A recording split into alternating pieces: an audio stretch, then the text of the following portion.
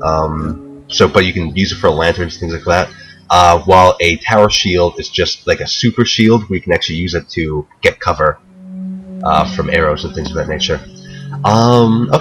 So you guys begin with a teleportation spell as you transport into the location you were going for. Nice. Alright, fair enough. Looking for a block. The meager glow of the teleportation circle is all that really illuminates the area. As you look around, you can feel yourself you're incredibly hot in your warm furred clothing. Looking around what appears to be a stone area. There is no wind that you can feel. The air feels stagnant and stale. Why did we want to come here again? You see the wizard in the center go, I don't think this is where we wanted to go. Great job. Huh. I look around more, I suppose. Is this a big stone room that's hot? It's quite dark, save for those with dark vision. So, those of you who can see, it appears to be, by those I mean the dwarf and the half-orc. You guys can clearly see this appears to be some sort of ruined city.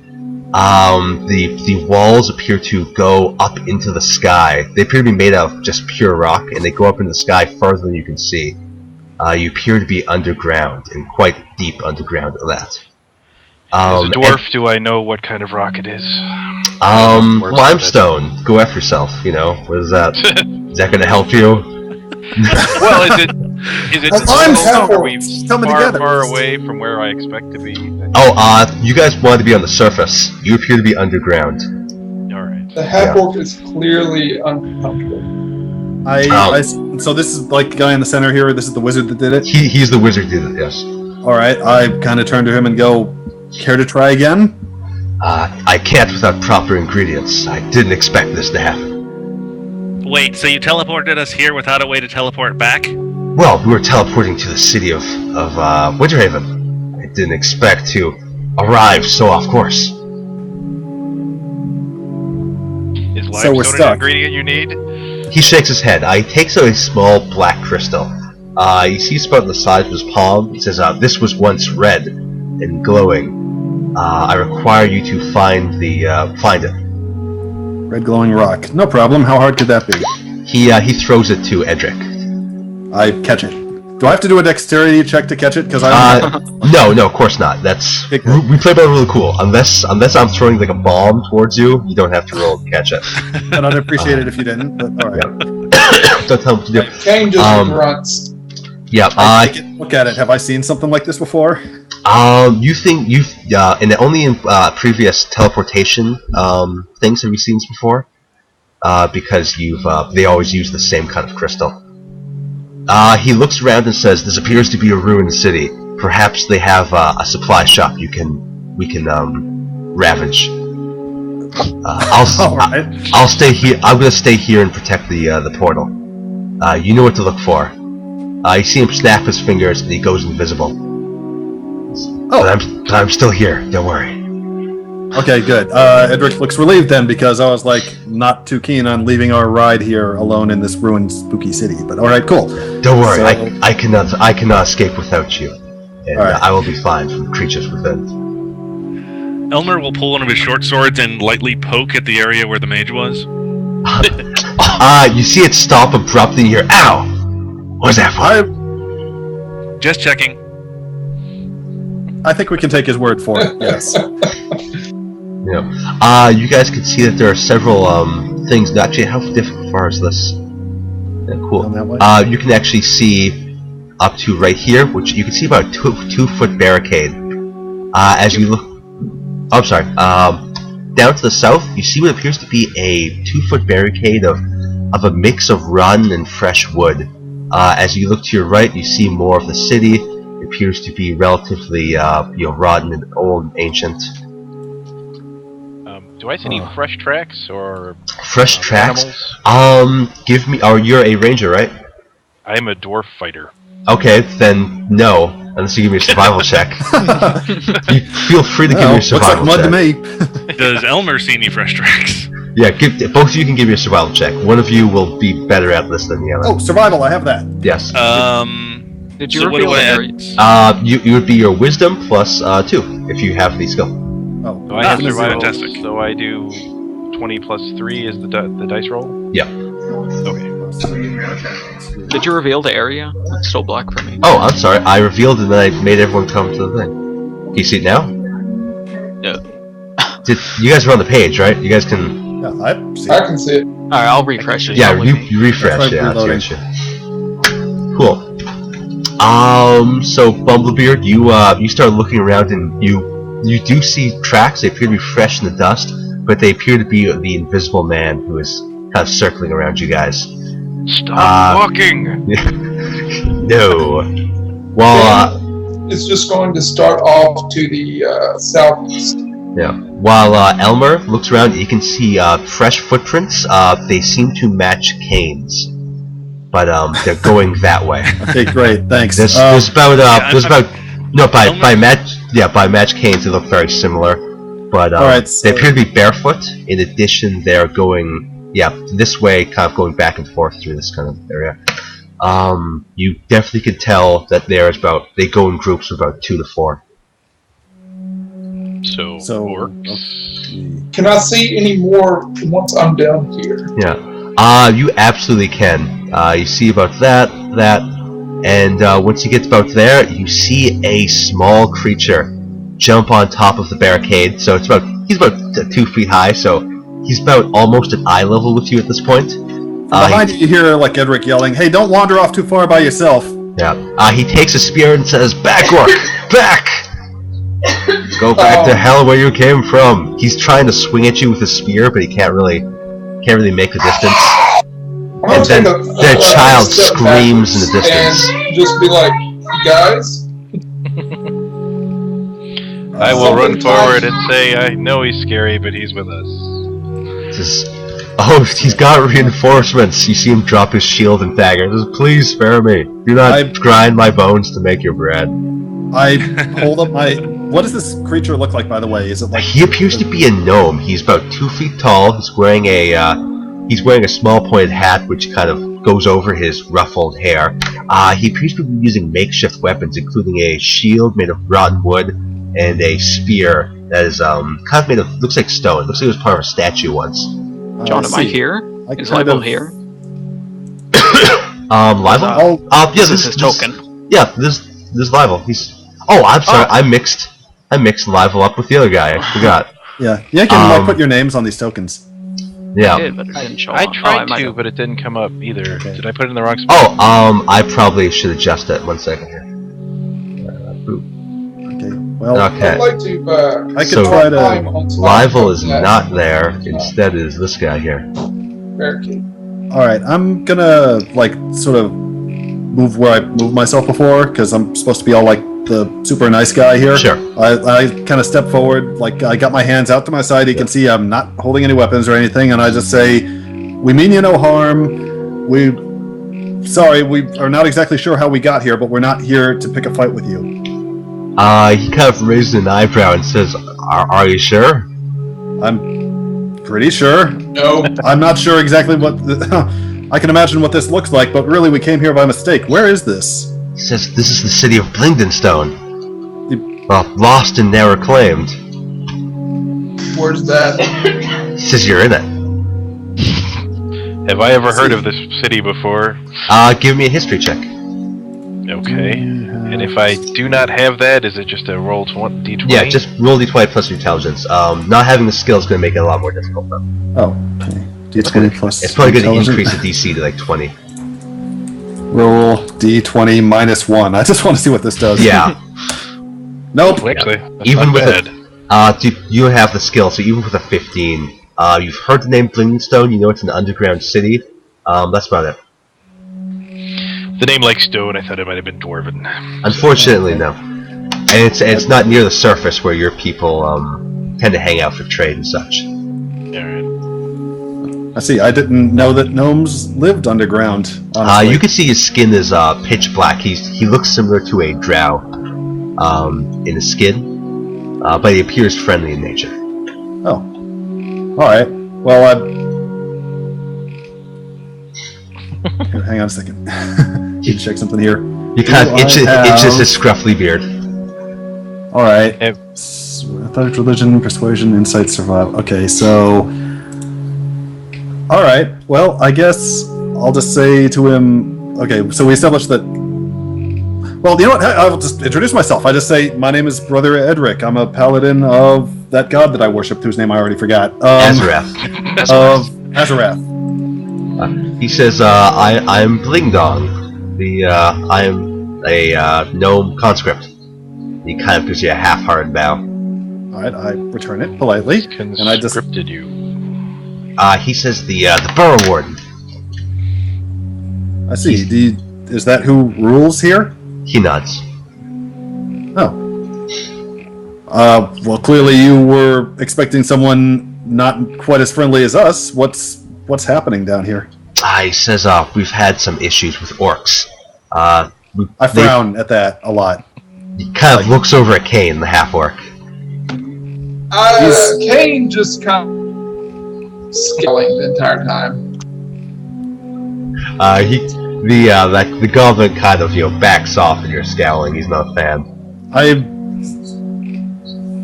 kind of try to settle things down a bit, and it's like there are orcs down here. You say? He nods. He says, "Vicious ones. They came in a little while ago, but a group recently pushed them back. But small scouting parties have been seen traveling back." See, and these orcs came down here to pillage your city? Is that what you're saying? He says he thinks these orcs live around here, and they plan to pillage more off us than the city itself. The city was pillaged long ago. How far away from the surface? He says, in miles or in time, how would you like the information? Give it to me in both. Both? You're probably about 5 miles in a straight line, or a 2-week journey.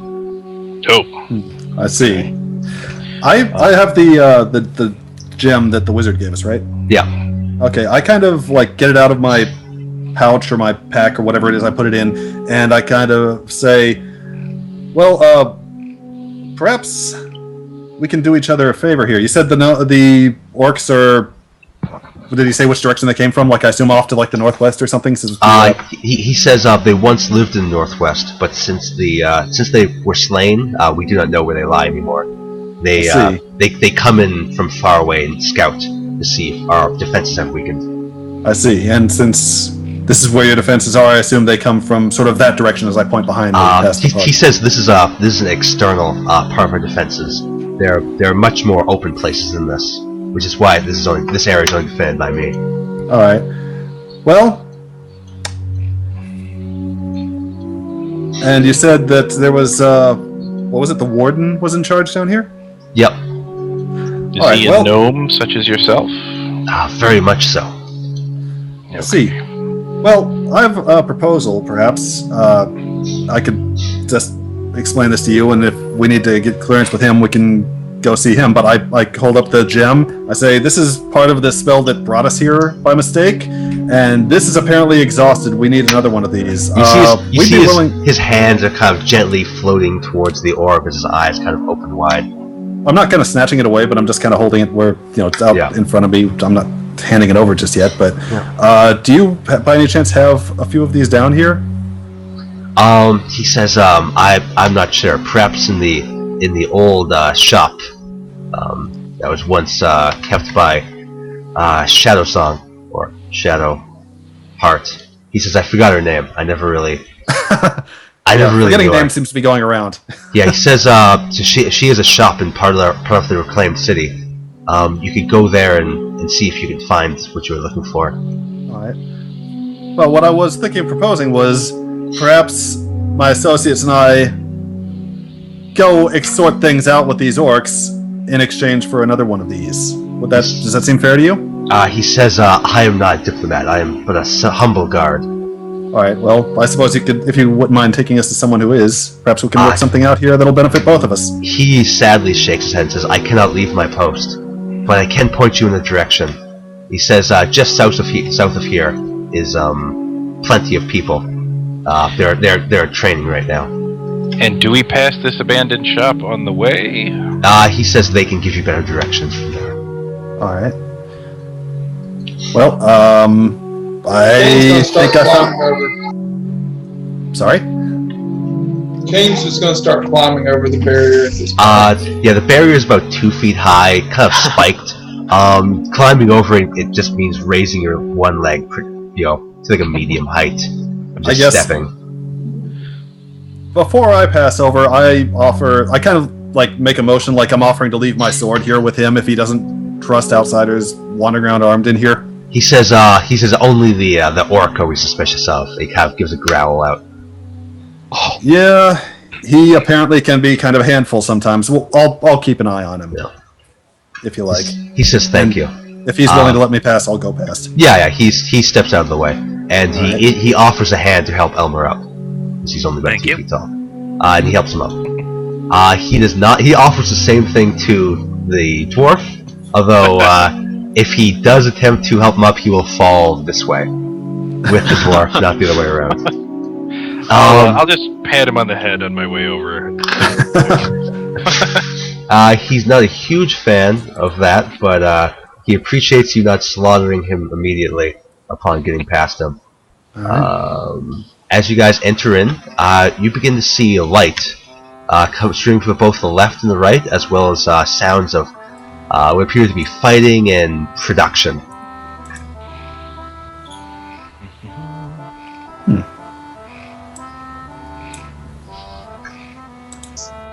So, are we looking at all gnomes?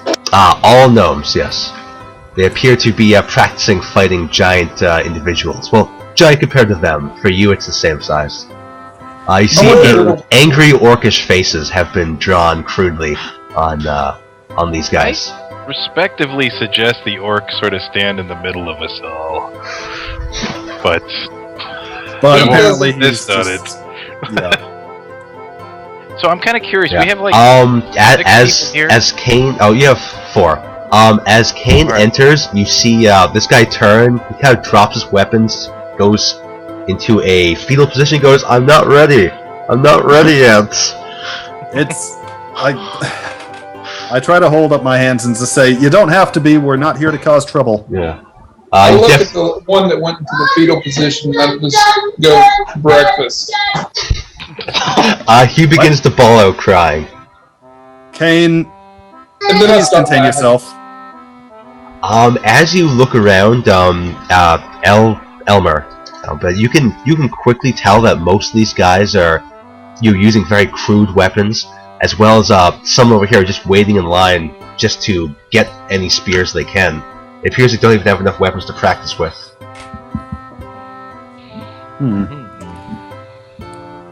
I look visibly not my distressed at this. Like these poor little guys, they got like orcs bothering them and stuff. Yeah.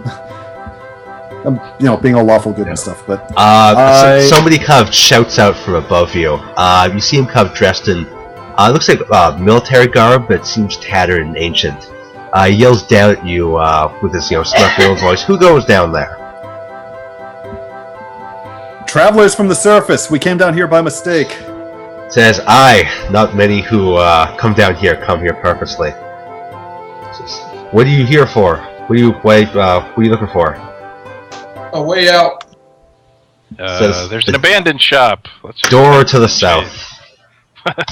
All right, well that was easy enough. Says what you say? No, he says if you want to leave the city, go to the south. Oh. and We were this actually told to look for a some sort of a shop down here, like what that guy said. Sorry, I Says, already forgot the character's name.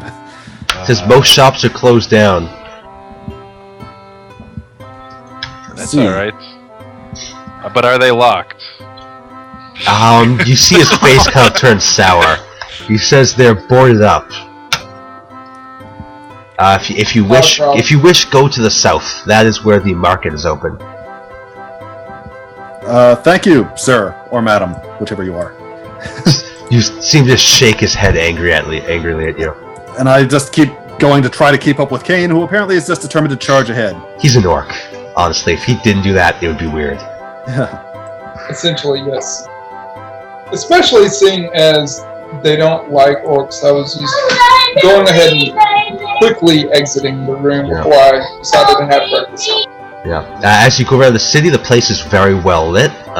You can see candles and lights streaming up the sides of these walls that go so high that you can't even see the roof of it, save for these massive, walls coming down. And more barricades, apparently. Yes, you can clearly see that every time you walk past, or rather Kane walks past, each one kind of attempts to raise an alarm, as they're all distraught that there's an orc within the premises. And you see, like, the paladin trying his best to, like, keep calm as we walk. Like, no, it's okay. No, we're fine. We're not gonna cause it. No, we're good. Just put the spear away. Yeah. I'm doing a swagger, like total muscle swagger as I go by each one too. Danger! This one yells as he runs over and jumps on the other side of the barricade. No danger. We're friends.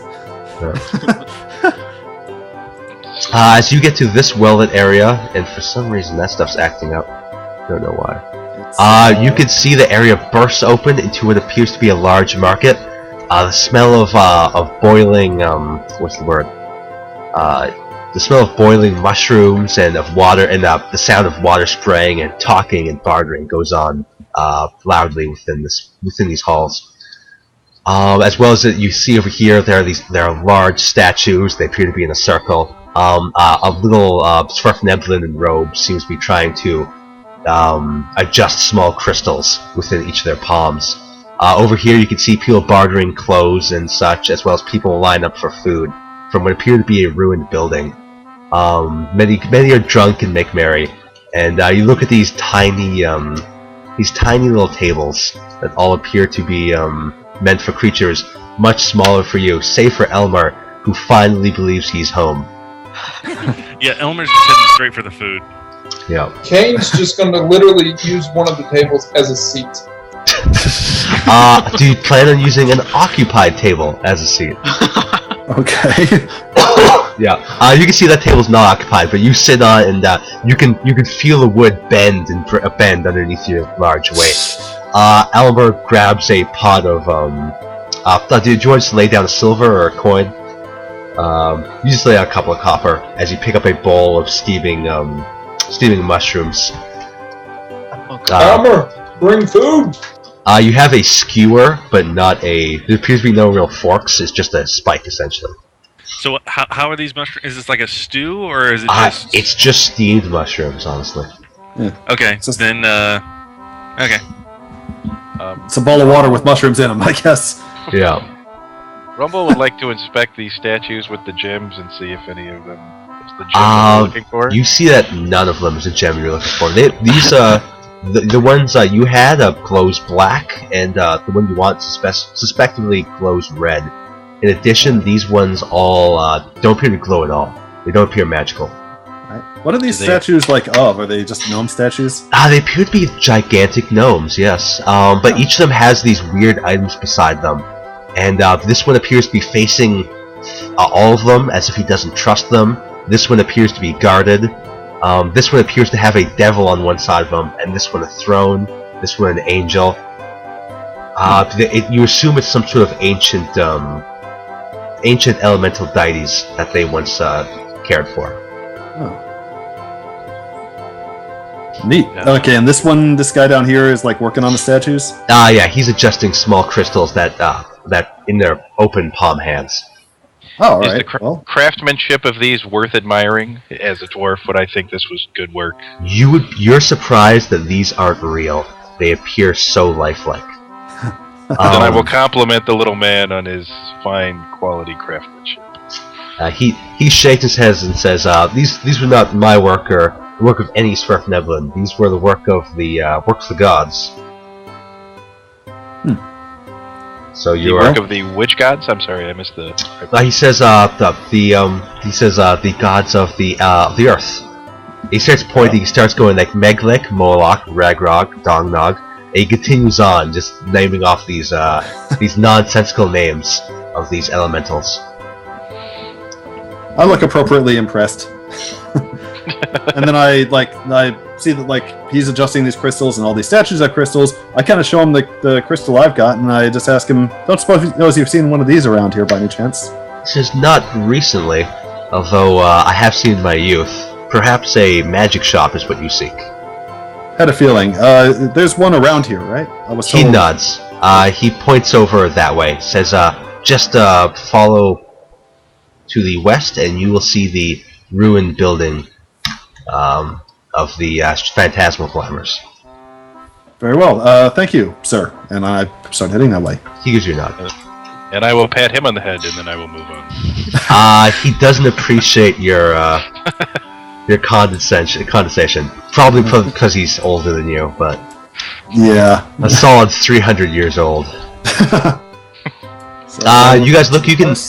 Kane has been noticing while he was sitting there that these posts down here appear unguarded, and he can clearly see 2 guards hanging out here, just eating, chatting. You see they have a deck of cards they're ready to bring out. Is it a game I'm familiar with? They're about to bring out a deck of cards. They're just eating right now. Oh, well. I mean, I guess they can sort of see the barricades from here, but yeah, they don't appear to be paying much attention. Well, he did say that it's not much more than a scouting party or two lately, so.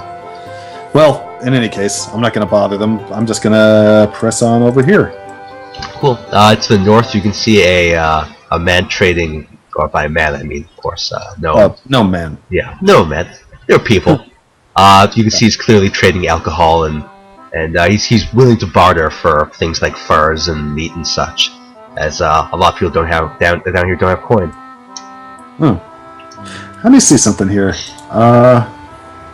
Where is the? I don't have any money. That's interesting. Yep. You guys spent most of your money on the teleportation to get here. Yeah, I spent all of it. Wow. Yeah. Okay. You're I was just gonna give him mostly some. broke. Yeah. Well, maybe I took a vow of poverty. I don't know. Cool. Well, I will see if the guy selling alcohol would like to give us all free drinks, and each one can take a free punch at my orc friend. We won't punch them back. You see most hands in the area raise up. Elmer pipes up with a mouthful of mushrooms. I support this plan. Edric sighs and just goes to find this crystal. Cool. Kane did not look worried. Yeah, I think we could clean up, man. I wonder, what are these things we're passing here? Like these appear to be little doors. They're leading into the walls of the rock itself. Oh. Well, I should be doing this. Leading into the walls itself, it appears that this is a narrow passageway. You can see, as you look up even higher, there are windows that light is streaming in and out of. Ah, okay, so like gnome houses. Yeah, the area seems incredibly cramped to you, but as you watch these gnomes pass by your feet, you think it's definitely roomy for them. Alright. Well, a lot of them seem not terribly comfortable having strangers around, so I just nod politely and just try to get on with our business quick as we can. It's not the strangers they don't like. Oh, well, stranger. Singular, I guess. It's more like monsters. As you enter in, you can see the following. A few barricades, as well as an entrance to the city. At least that's what the sign says, so it's going south. You can see people hauling up items, crates going up high into the multi-leveled city. As well as you look over to here, you can see the ruined, boarded-up shop, heavily guarded, mind you. Or these are guards in front of it. This seems to say the Phantasmal Glamours. I see. That's where we gotta go, huh? Of course, beyond the barricades, there are no lights, so it's very difficult for most people to see past it. Alright. Well, I assume as soon as we come up there, they're gonna be like, halt, who goes there? They're just happy that you are not on the outside of the city. If they had to deal with you, fighting you, they would be pretty bad. I guess. Yes, Livel. All right. Actually, I'm going to go over to this one. I assume this one, he seems to be a different shade of blue from the other ones. I assume that means he's in charge somehow. No, it simply means that he's a different class. He's a ranger instead of a fighter. Although he is a seasoned warrior, unlike these guys who are more conscripts. Alright. Well, I Was Kane informed that is the door to the shop that I'm wanting to go? Can Kane read? Yes, probably not gnomish. It's in both. It's both common and common, dwarvish, and gnomish. All right, I would say even if Kane can read it, he probably doesn't put two and two together that that's where we're supposed to be going. But So there's many boarded up doors, so he wouldn't know unless he can read. all right. I basically approach this guard here that I move next to. I say, "Excuse me, sir." He says, "Whoa, big fella, calm down. What do you need?" My associates and I are travelers from the surface. We came down here by mistake because our wizard messed up. You're saying this place is too bad to come by? Is that what you're trying to imply? No, until about 10 minutes ago, I didn't know this place was here at all, honestly. But in any case, I was told I need to go in there. I point at the boarded up shop in order to get one of these, and I hold up the gem. He says, "Oh, really?" Hearing that, Kane's going to walk over and start attempting to dismantle that door. Hold on, Kane. We've got this in a second. We need this gem to keep our orc under control. You see him says. You see this guy says, "Well, I'll be willing to overlook it for a meager payment." And you see Kane start to rip the boards off. I basically turn to the others and do like the universal gesture of turning my pockets inside out. I shall heft my axe and say, "How meager." He says, I'll do it for some of your weapons. What do you got?" Lunch. At this point, Kane has ripped a board completely off. What sort of weapons is Kane carrying? I've got some javelins. And those are about. He says, "I'll take them."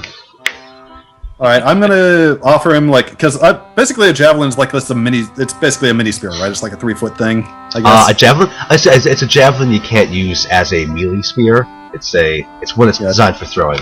It's a throwing. Yeah, exactly. All right. But he definitely would appreciate having these long spears for him. He happily takes it. I give him all 5. Cool. He's super happy. He says, "Do enjoy." See him kind of walk off into the distance. All right. As I take these off my sheet. As Kane's holding that board he just ripped off, you see it kind of disappear in his hands. It kind of just puffs in smoke. Can I rip the entire door off at once? Yeah.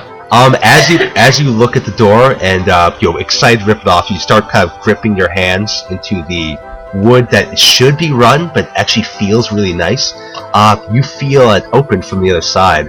It appears as though the boards only aesthetically look like they were closing it off, but this place is rather open, or rather unboarded.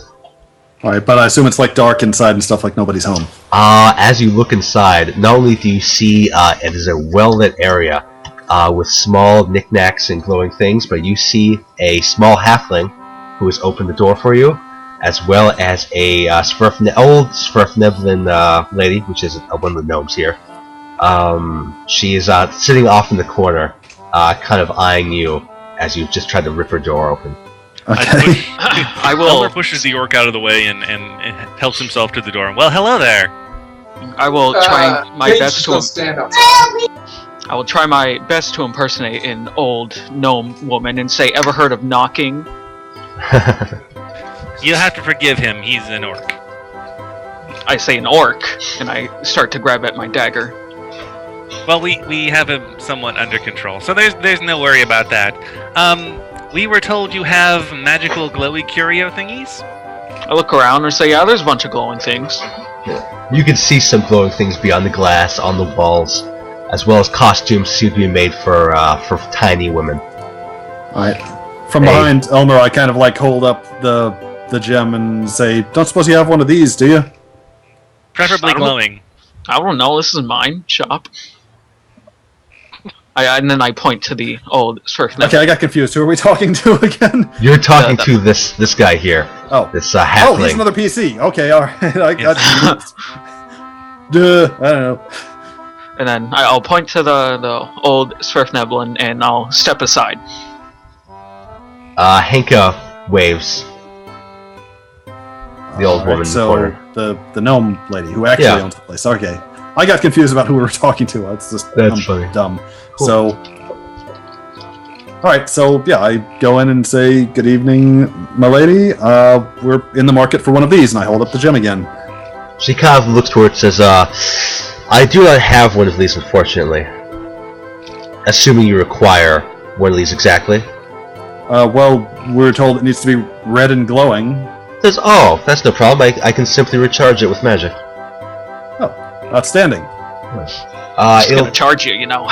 Of course, you are aware that I will charge you money. I just gave away all my javelins, too. I kind of turn to Elmer and kind of give him the look of, well... Surely What you'd kind of like us weapons to did Kane have rouse again? this halfling out of your store? She laughs. She says, well, we were currently bartering for that ring, although he doesn't appear to want to let go of it. Now you see he has kind of a glowing ring on his finger. It's also a spectral hand flipping a coin. You can see. It appears to be a magical ring. See. So what kind of spell recharges a crystal like this? It says, well, it's a ritual. It would probably require me a day or so to cast. And what are we talking about in terms of price? I suppose a couple of rich adventurers like yourselves, wearing such fine armor and carrying such weapons, you could probably afford a couple 100 gold. I laugh and say, if they got here through the mines, they don't have any gold. Let me, just out of curiosity, Mr. GM. Okay, in my inventory, I have a set of fine clothes. Do I know how much that's worth? It would be worth enough.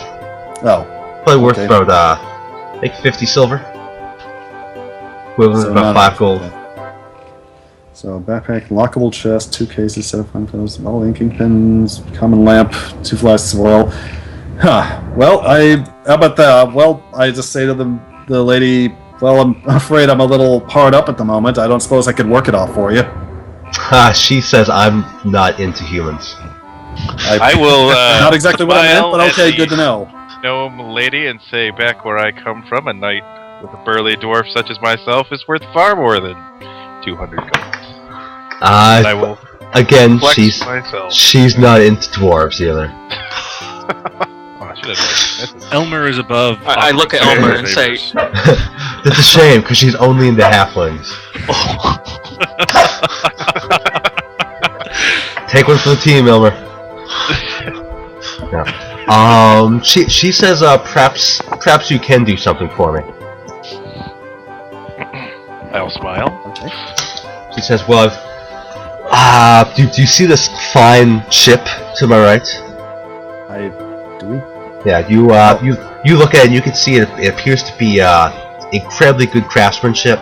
Like everything is like very much the scale, very, very well done, like tiny little wooden planks and everything. She says, I require the captain of the ship to sign over the deed to me. I snicker. Like the captain of this model ship? She nods. And where be this scurvy dog? She says he's inside. I look at Adric and make a little, like, crazy sign by, like, twirling my finger around my head.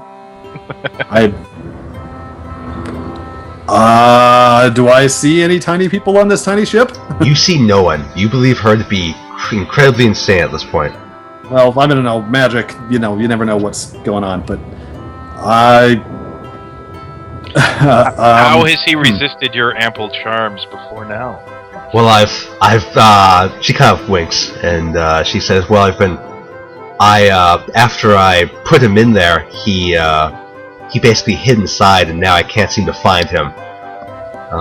Unfortunately, he refuses to sign the contract. Would he give you the ship if you were to free him? He says, if he was willing to do that, he would have came up here and offered it up anyways. Oh, madam, just so I'm clear on what's going on, you say you took this ship, imprisoned a man in it, and you're keeping him there until he gives you the ship. Is that it? She says, well, that's in a nutshell, but there are finer details that make it completely immoral, I assure you. Okay, good, because my paladin senses are tingling, and I'm like, I can't wait to hear these details. He's the samurai admiral Menko, and unfortunately he decided that he would betray his people, and he became Ronin, which is when I met him on the high seas in the Orca Isles, far to the east. I managed to shrink his ship, but unfortunately I cannot control it without his say-so. So I keep him here until he allows it to be under my control. And you can see verbal willing say-so, or a piece of paper that you need? She has a small piece of parchment we see rolled up. Not sure what good a ship is going to do you in a cave, but... she says, well, it's to trade it off. I'm a salesman here.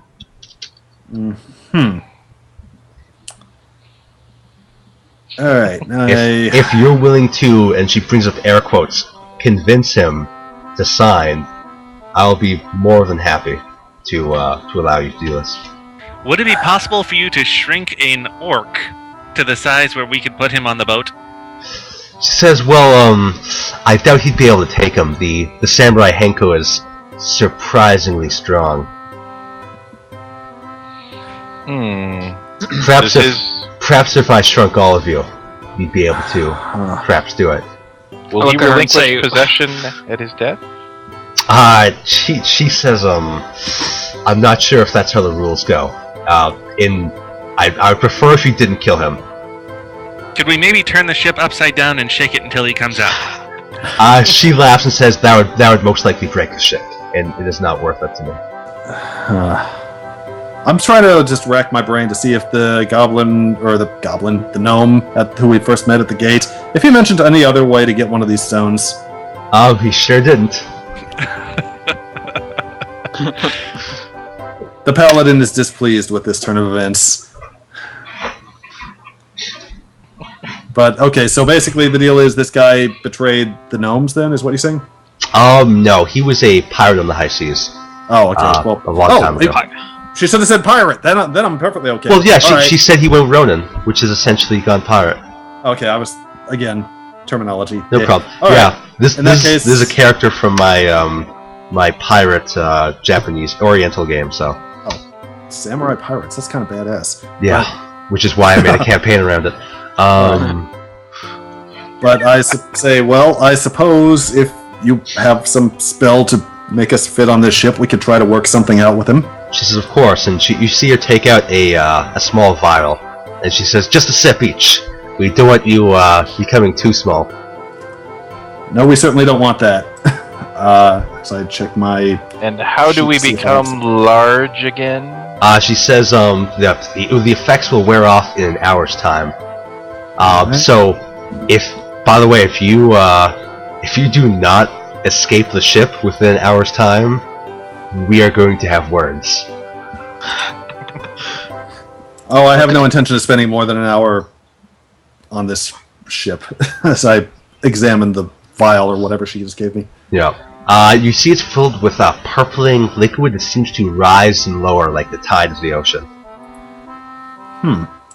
And I have athletics, religion, persuasion, insight, survival. Well, nothing to really identify it. It's poison. Well, okay, it's poison. Awesome. No. Good to know. Cowards. I go ahead and sip it, hand it to the next guy, and pat her on the head before I shrink. Wait, I'm gonna try and ask him to stop and say, wait, he might not be ready yet. He already sipped it. He doesn't see any difference really though. He does feel himself kind of like slowly shrinking. All right. Climb up on the table before it's too big. Yeah. I guess I down my vial and go after him. You down the whole vial? Well, or drink whatever. I don't know. However it works. Everyone's taking a sip. All right, that. If you want to take the whole vial, feel free, but you will become however much it takes to get it to work. You'll become a microbe, and the adventure will be entirely different for you. Wait, she gave me enough to shrink me to... that's kind of insane. This will be a fantastic voyage. Yeah, so you begin shrinking. Elmer, and the orc. As everyone's drinking these vials right away, I'm like, Are you guys not even going to prepare? You're going blindly onto a ship without figuring anything out about it. Typical. Sure. I asked the lady. Well, you said he's a pirate, right? She nods. Yeah. Say. I think I have some idea of how to deal with pirates. And a pirate accent. Say, he got any booty? She says that, but with more of a Eastern accent. Do you have any booty? Well, does he? Does he have any treasure? She says, does he have any treasure? None that would be larger than the size of your fingernail. Yeah, I assume that when Kane's still outside. Come on, guys, let's go. Kane, come on, in here. All right. Well, then I'm gonna. We're shrinking down onto a pirate ship. Come on. I'm gonna. As the other two are drinking, I'm gonna ask if there's any magic items I can purchase to help us. She says, well, it depends on what you're willing to trade. I start jingling a pouch, and you can hear metal clinking inside. She kind of sighs and says, what are you looking for? You can see a couple of magic trinkets in there. Most of them don't seem super worthful. You see like a small glowing rock, a couple of daggers that seem to be nicely made, and they glow slightly, but they don't appear to be too magical. I ask her about the daggers. She says those are throwing daggers. They sort of explode when you throw them. My eyes glow and I instantly say how much. So much? She says 50 gold pieces. And I kind of scowl and say, well, I can't do that at the time. Yeah, she kind of sighs and says, I'll trade you. How much do you have? I'd say about 15 gold. 50 gold? She says, I'll trade you one of these daggers for 15 gold. So she takes your money, she takes out one of these daggers and hands it to you. Okay. And then I take out she kind of looks to the rest and says, if you're willing to join these people, I'll give you the rest if you're willing to assist them. I'm in. And then I'll take out another pouch and start clinking it together. How about an amulet of light? She says that would be expensive. You offered it to us before for about 100 silver. It says it's going to cost you 200 this time. Or that ring. I say, alright, well, I guess I should take a sip of that vial now. Cool. You begin drinking as well. Meanwhile, the first one of us, we're down to like 6 inches tall and we're already climbing out of the boat, right? As you guys are trying to climb on, but you realize how small you are. In addition, you can clearly see that your armor and items did not shrink with you. Wait, what? I think I found a vital flaw in this plan, miss. Pour some of that on my axe. So now there's just like 2 naked people on the trying to climb up the pirate ship. Essentially, you guys are buck naked, save for the. What the fuck? It appears that one of you is wearing a sweater, although it's probably just hair. That would be me. Kane help! to step up playfully. You see her take your tabar and start ripping it slightly. She makes a small toga for you. Not what I meant. Shrink the gear. She says, I can't shrink the gear. I can't drink. What kind of magical person are you? Can't even cast a simple reduce spell. She says, I can't hear you. You're too small. We will speak of this again in an hour. What was her plan? To send 2 naked men to deal with a samurai pirate. Elmer and Kane, you guys you gotta drink it? I offer it to Kane first.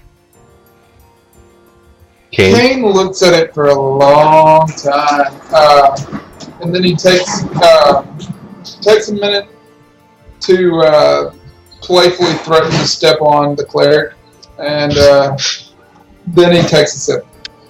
Cool. Blue. Was it only our armor that didn't shrink, or everything?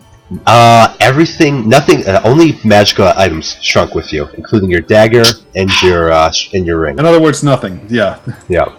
Wait, my masterwork dagger or just a throwing knife? Just your throwing knife. Your masterwork dagger is not magical. Is a dagger small enough to use it as like a greatsword? It is. You know, between Go ahead. Okay, I was just between the wizard who screwed up getting us to where we were trying to go and brought us to like the gnome cave, and now the lady who's like, "Hey, go talk to a samurai pirate naked at like 1 inch tall." I agree. Best game ever. I'm pretty much going to have some long-standing issues with mages from this point on, I think. You know what? There's no mages in your party. That you already have long-standing issues with them. Yeah. That's because they pull stuff like this. Because they're a bunch of idiots, apparently. Elmer's currently holding the potion in his hand. Alright, Elmer will strip down to a loincloth, neatly fold his things, and then sip. Sweet. So now there's just a small loincloth that Elmer is now the only thing within. Well, you see her grab all of you, and she lifts you up, and she places you on the thing, or on the table. The table right beside the thing, not itself. And she kind of strokes her small beard, which grows on her. She's old, you know that happens. No need to insult her. And she says, you guys will need some items. And you see her open up a sewing kit and open it up. Says, okay, she kind of has a little needle. Says, who wants this? I raise. Well, how big? Well, is it like longsword size? Yeah, what is it? It's a longsword, yes. Great. I don't suppose you have a button I could use for a shield. She laughs and says, well, actually. I'm gonna hand the orc and the dwarf the orc the masterwork dagger and the dwarf the regular one. Now, when you say you hand it to him, do you mean you ask her to hand it to him because you're like 3 inches tall? I was holding the masterwork one. Yeah. And I'll hand that to the orc and I'll ask her to get the other one. Cool. Orc, you're now carrying a gigantic dagger. Is that cool with you? What is that treated as? It's treated as a gigantic sword, 2d6 damage. So great sword. A great sword, yeah. +1 to attack and damage. But it's also masterwork, so it's +1 to attack and damage. It's a little hard to carry because the handle isn't meant for how big it is, but you're an orc, you'll find a way. She says, who else needs something? Says, he's standing there proudly and naked. You got a tiny set of armor? That'd be great. She kind of looks around and she says, well, I have another button. You see her I'll start... make do. Yeah. So you see her put it on your chest and she starts wrapping string around you. It seems to be like a breastplate. Alright, if it gets my AC back to 18, then whatever. It brings your AC... What's your dexterity? Let me see. Let's see, dexterity is +1. Okay, so that means it's going to be about 17 AC. Oh, well, that's... I said... Or rather, it would be about 15 plus your shield be 17 I AC. ask if she can take 2 scraps of leather from my armor and sew them together. She says it would be far too thick. She starts looking around and she sees like a small cardboard piece of paper. And she rips into a short shirt type thing and places it on your body. It's about equivalent to what you had before. Nice. Says, standing there naked. She says, do you require some cloth? She looks to you. Sure. She grabs some of the cloth and she kind of wraps it around you. Meanwhile, from the cabin of the ship, the samurai pirate looks out the window and goes, "This is the biggest idiots I've ever seen. What the fuck?" Essentially. So yeah, what else? She asked if you guys require anything else. Do you have something smashy or stabby I might use? She finds a smaller kind of needle. So she says this can probably be used for a short sword. I raise my hand. Mine. Yeah. She hands it to him. Alright. Her hands are gigantic compared to yours. You guys are here, right? Yeah. Yep. Okay, good. Just making sure. I'm down here, but yeah. Well, yeah, but the point is you're able to see what's going on. She's alright. Pretty big. Have anything hammery or axey? Hammery or axey? She kind of it's a pirate ship. There should just be weapons on it. She says yes, but I warn in case there's company up there. Oh, he's not the only one on the ship. She says, "Oh no, he's the only one, but he's what you might call a conjurer. Outstanding. Don't you have a toothpick you give the guy as a bashing weapon? Toothpick? That's not a bashing weapon. Yeah, it could be a great club. She looks over and she finds a small spoon, most likely used for tea, and she hands it to you. Great hammer. It is a maul. Okay then. Yeah. What am I looking at stat-wise? It will do 2d6 damage, as well as is quite sticky. It'll probably. And it smells like tea. She asked if you'd like some sugar with that. We'll talk about that in an hour, baby. Yeah. Like some grains of sugar and like a bit of string, you could use it as like a slingshot. Essentially, she places a small cube of sugar on the table. Oh, when I use my mage hand, is it still just as big? It's the size of you. Okay. It's it's appropriate for your size. Can you punch somebody with a mage hand? No. No, unfortunately. Can you like uppercut somebody from across the room? No. If I was level 11, I could distract them, but you know. She kind of looks around and says, "Do you require anything else, or are you guys ready to jump in there?" Elmer waves his arms and says, "I know this is a long shot, but any sort of bow or throwing weapons." Throwing weapon. She kind of looks around and again scratches at her the small stubble on her face. Says, "Oh," and you also see her pants would be nice. She grabs her hair and she pulls out a small elastic band and hands it to you. Oh, a sling. Yep, and she looks around and says, "But what could you throw?" She says, "Does any of you have any ball bearings on you?" No, but I can't help but notice there's a couple of crossbows right in front of us. Those look like ship-mounted, like... You look up at those, you see gigantic crossbows. I have flashbacks of destroying a clockwork giant with all my ball bearings. Yeah. So she looks around. She finds a couple of small stones you can use, or pebbles rather. They appear quite large, but you're able to place them into a small section in your, what do you call it? Hairband. Yeah. And she kind of laughs at you as you guys are all carrying spoons and daggers and needles. Yeah.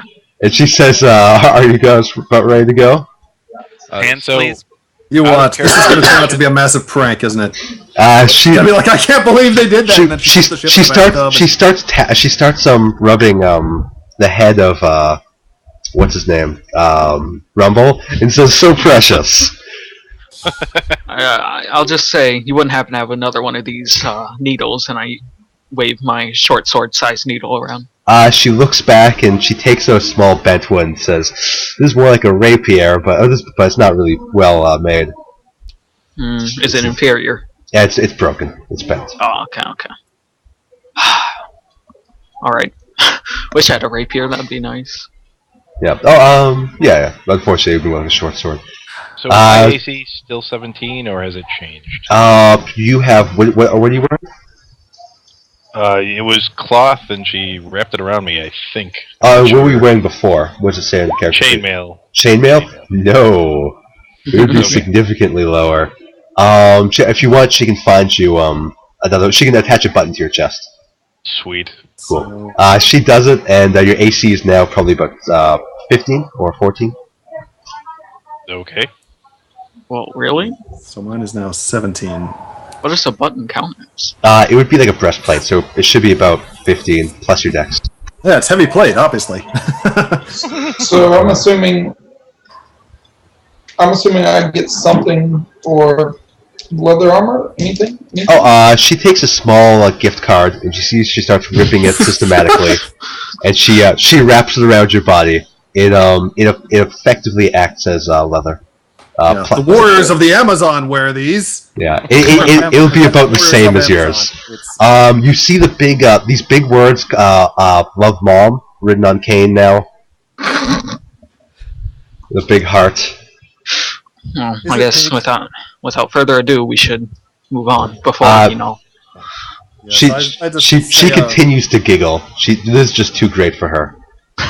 You can see this rope along the side, although for those of you who are less athletic, she puts her cane down and offers to allow you to jump on. I'll do a backflip onto it. And just start climbing up. Give me a roll. You really gonna do? Yeah, if you're gonna backflip on, you're gonna get hurt. Don't worry, I got this. I just climb up the rigging. Yeah, you backflip on, no problem. You're great. Wait, is this to get onto the ship? I thought we were already no. Oh, he was willing to backflip onto Hurricane, which is gonna deliver you onto the ship. So you guys step onto the ship. Yep. Now, if Elmer wants to sort of climb up and swing up on a rope or something to get into that crow's nest, would that be an acrobatics check? You can see that there's currently a large, there's a large section of rope that already goes up to there. Yeah, it's probably right where I'm standing there. Elmer climbs on top and begins looking around. You can tell as you look around, the air is a lot thicker than you remember. It's difficult to see long distances for you. Alright. I'm guessing there's a door like right about here, maybe? You don't see any doors actually. Really? Yeah. All you see is large grates. You don't see a cabin. This appears to be one long, flat kind of area. Though you do see these massive kind of spears, or not spears, ballistas, I guess? Ballistas, yeah. Harpoon guns. Each of them has this massive iron spear inside of it. Alright. Longmire is going to grab one of those and try to shoot at the woman. Oh my! What? Please, I'm going to stop you before you do that. Yeah, as will I. So Kane says, "I'm going to kill her," and charges towards as people are grabbing and holding her back. In fact, I pull out my needle longsword thing. I pull out my needle longsword, whatever, and to the best of my ability, I cut the bowstrings on all the crossbows. Seriously? You sure you want to do that? That's gonna shoot it. Yeah, that might launch it. No, it won't. It's right. So you spring on the bow. You go towards the thing. You begin to cut it, and that's when you kind of hear a small kind of silence coming from behind you guys, as you see these small little lights, kind of like wisps or sprites, seem to come out of the air of these holes underneath your feet. As we lift those gratings. That can be decided in a moment, as unfortunately these these things start forming people. All you put around me. Awesome. Yeah. I say roll for initiative. Okay. How do we do that? You roll 1d20 plus your dexterity. Yeah, d20 plus 1. So roll d20. Luckily for Elmer, he is high up in the air, and I'm going to do Damn it! Make sure everyone knows. Me tank, me slow. Essentially. How high up is he? Compared to you guys, 30 feet, or 13 inches. No, it's totally a good idea to jump off and land on these guys. Trust me. You know, the giant gnome lady is just standing right there. She can just take her thumb and just splat these guys. She's rolling initiative too, don't worry about that. Alright then. Well then. But I do like the lawful good thing of just yelling out, "We're just here to talk, Captain. We never got your name." That is his name. Alright then. Here, I need to put initiative do this. in. Why is this not letting me put my initiative in? I don't know. But the girl is going to roll with a -1 because she's old. And of course these guys are all young and pretty much illusions or spirits. But they still suck at their job. Yeah. So is there a will save I can do to disbelieve that they're here? If you want, but that would essentially just means you close your eyes, plug your ears, and just start saying, I don't believe in you. I don't believe in you.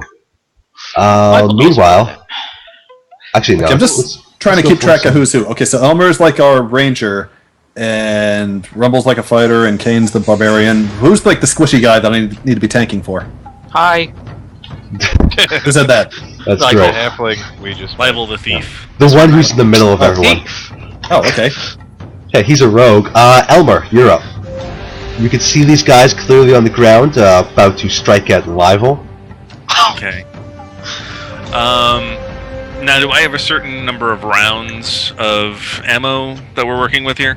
You have about 5 pebbles on you. Okay.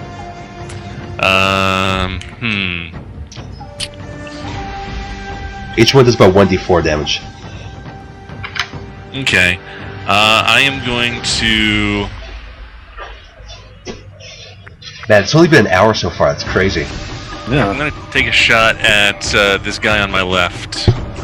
Okay, so you kind of go up above him. He starts to launch in this thing. I'll give you advantage because considering he's right underneath you. Awesome. So, let's see here. You mean the guy to the right? Starboard, people. Starboard. Oh, okay. Yes. I was thinking the guy who looks like he's trying to climb up these ropes to get at you. Yeah, he's not. He's underneath. Now, is that going to be plus my strength or dex? Dexterity. So that's a +3, and then I get an additional +2 for ranged attacks. Yeah. Well, it's more like because you know how to use an elastic band surprisingly well. All those used at school really coming in handy. Oh. This is not the first scrunchy war for you. But I have advantage, so you have advantage, so roll again, take the higher result. How do we determine if we have advantage? You have advantage essentially if you have some reason. If John tells you. Yeah, essentially if I tell you. Okay. Generally, in the old versions, if you were flanking, you could do it, but not in this game. So in 5e, they've removed flanking for some reason. I don't know why. Flanking was amazing. Point is, you launch it down, and the rock just smashes into the ground. Rumble. So, it doesn't say anything on my sheet. Is there anything like cleave or anything like that? There is not, no. Okay. Melee guys are very boring, certain classes. It's not like 4E, where it's like everyone's a snowflake and they get special powers. Warriors can yeah. They can attack like 8 times later. Yeah, you can eventually get like extra attacks and stuff. There's a lot of really cool stuff later on, but you don't get stuff like cleave right now. They had cleave, they removed it. I don't know why. It was so cool. I thought that was one of the things you can... I don't know, I'd have to get the book back out. It might be, yeah. Yeah. But, so what do you want to do there, Rumble? I will strike with my spoon on the guy I just pinged. So, sweet. Isn't it great to say, with your teaspoon, you're smashing this guy? Here we go. I don't know, 14 hits. 14 does not hit. He narrowly dodges out of the way. Rival, you're up.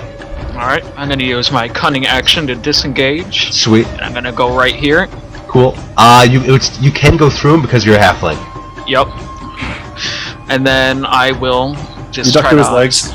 Yeah, essentially. I'll stab him with my needle. Sweet. Give me a roll. Oh, look at that. Yeah. So roll 2d6. Now for a crit, doesn't he do max damage? No, I get... No, he gets to roll one of the dice twice. Oh, okay. Yeah. Which is why it's having a d12 weapon is better for critting than having a 2d6 weapon. So you get to roll only one die. That extra d6 was for the sneak attack. Can you sneak attack? Oh, sorry, there's Jason, yeah. So you stab it, and you see he kind of wiggles around for a moment, and then bursts into fish, who all just seem to flop and lay on the ground. Fuck. Alright, then I'm just gonna move right behind this orc here. Beautiful. Kane, you kind of have a fish just kind of smacking against you. Is the fish hostile? It's certainly not on your side, but it's now difficult terrain where he once was. Outstanding. Kane is simply going to turn on the guy right below him and raise his great sword and attempt to cleave this guy in half. It's called a dagger. Yeah, but for him, it's a great sword. It's a dagger. It has the word 6 inches written on it. So you hit 15. Yeah, you just go from straight up down, split him in half, and just explodes into fish. I see. I laugh. Yeah. I'm gonna. Oh, I should have moved. Oh well. Oh, you can move if you want. I'll allow it. Did the fish I'll fall move. down I'll move over 1. Sure. Okay, these guys are going to move up. This guy's going to jump onto the slippery fish. And they begin striking. 2 at Kane. I don't know why that's that. Are there any sort of attacks of opportunity in this game? There are, but they did not provoke any. Okay. Okay, Kane coming at you. Critical 1. Fail. Yep, Kane coming at you again. 18. And coming at the dwarf. 9. That misses. Yep. So only 1 attack hits. 18 will hit. Yep. And he hits you with his samurai kind of sword, which also looks like a rapier. It deals 5 points of damage to you. Shoulder hit. I'm paid. Yeah, you're fine. You see these 2 over here. They draw their bows back and they shoot them out. They're going to go for a rival as well as your guys' good friend, the armored up man right there, whose name escapes me. Rival. Rumble? Yeah, Rumble. I apologize. This Don't worry, guys. The tank is safe in the back. Rumble, this is going for you. They both miss. Nice. You see Henka starts chanting as her staff begins to glow with eldritch energy. Oh, there it is. Yeah. You assume it would be a lot less impressive if you guys weren't so small. Eldritch. You know what? I'll take it. All right. What do we gotta do here? Well, let's see, 1, 2. I assume we're doing like the thing of like each square is 5 feet. Yeah. So I guess I'll go like there. It's more like 5 inches, but yeah. And I see if I can get this guy on the fish. Yep. Which I think I should get advantage for him standing on a pile of floppy fish. Well, let me tell you if you have advantage because he has to do a balance check, and you do have advantage because he doesn't know what he's doing. So I go charging up here like my button shield at the ready and my mighty needle ready to... Looking adorable. Alright, so to get this guy with my... Essentially, it's my needle longsword thingy. Okay, yeah. So it's D20 plus... Okay, so it's plus 3 5 for strength and then plus 2 for or for proficiency, I think? Yeah, so it'd be plus 5 total. So plus 5, and I was trying to remember, I thought there was something else, but I guess there wasn't. Alright, so just D20 plus 5. Yeah. So roll D20 plus 5. Oh, okay. That's nice. It goes in through his mouth and out, then through his brainstem and out through the back of his head. Unless you roll 2 ones. So you spear into him, and as you pull it out, you find that you have skewered about 3 fish, and they are now trapped onto your sword. Oh. Okay, well, I'm sure I'll be hungry later. Can I shake them off as like a free action or something? I'll allow it because it's so adorable. Alright. Elmer, unless Edric wants to move, Elmer, you can move, attack, move. You can adjust your movement. You can use your movement throughout the Oh, you can split up your movement. Okay, yes. That's new. It's new and smart.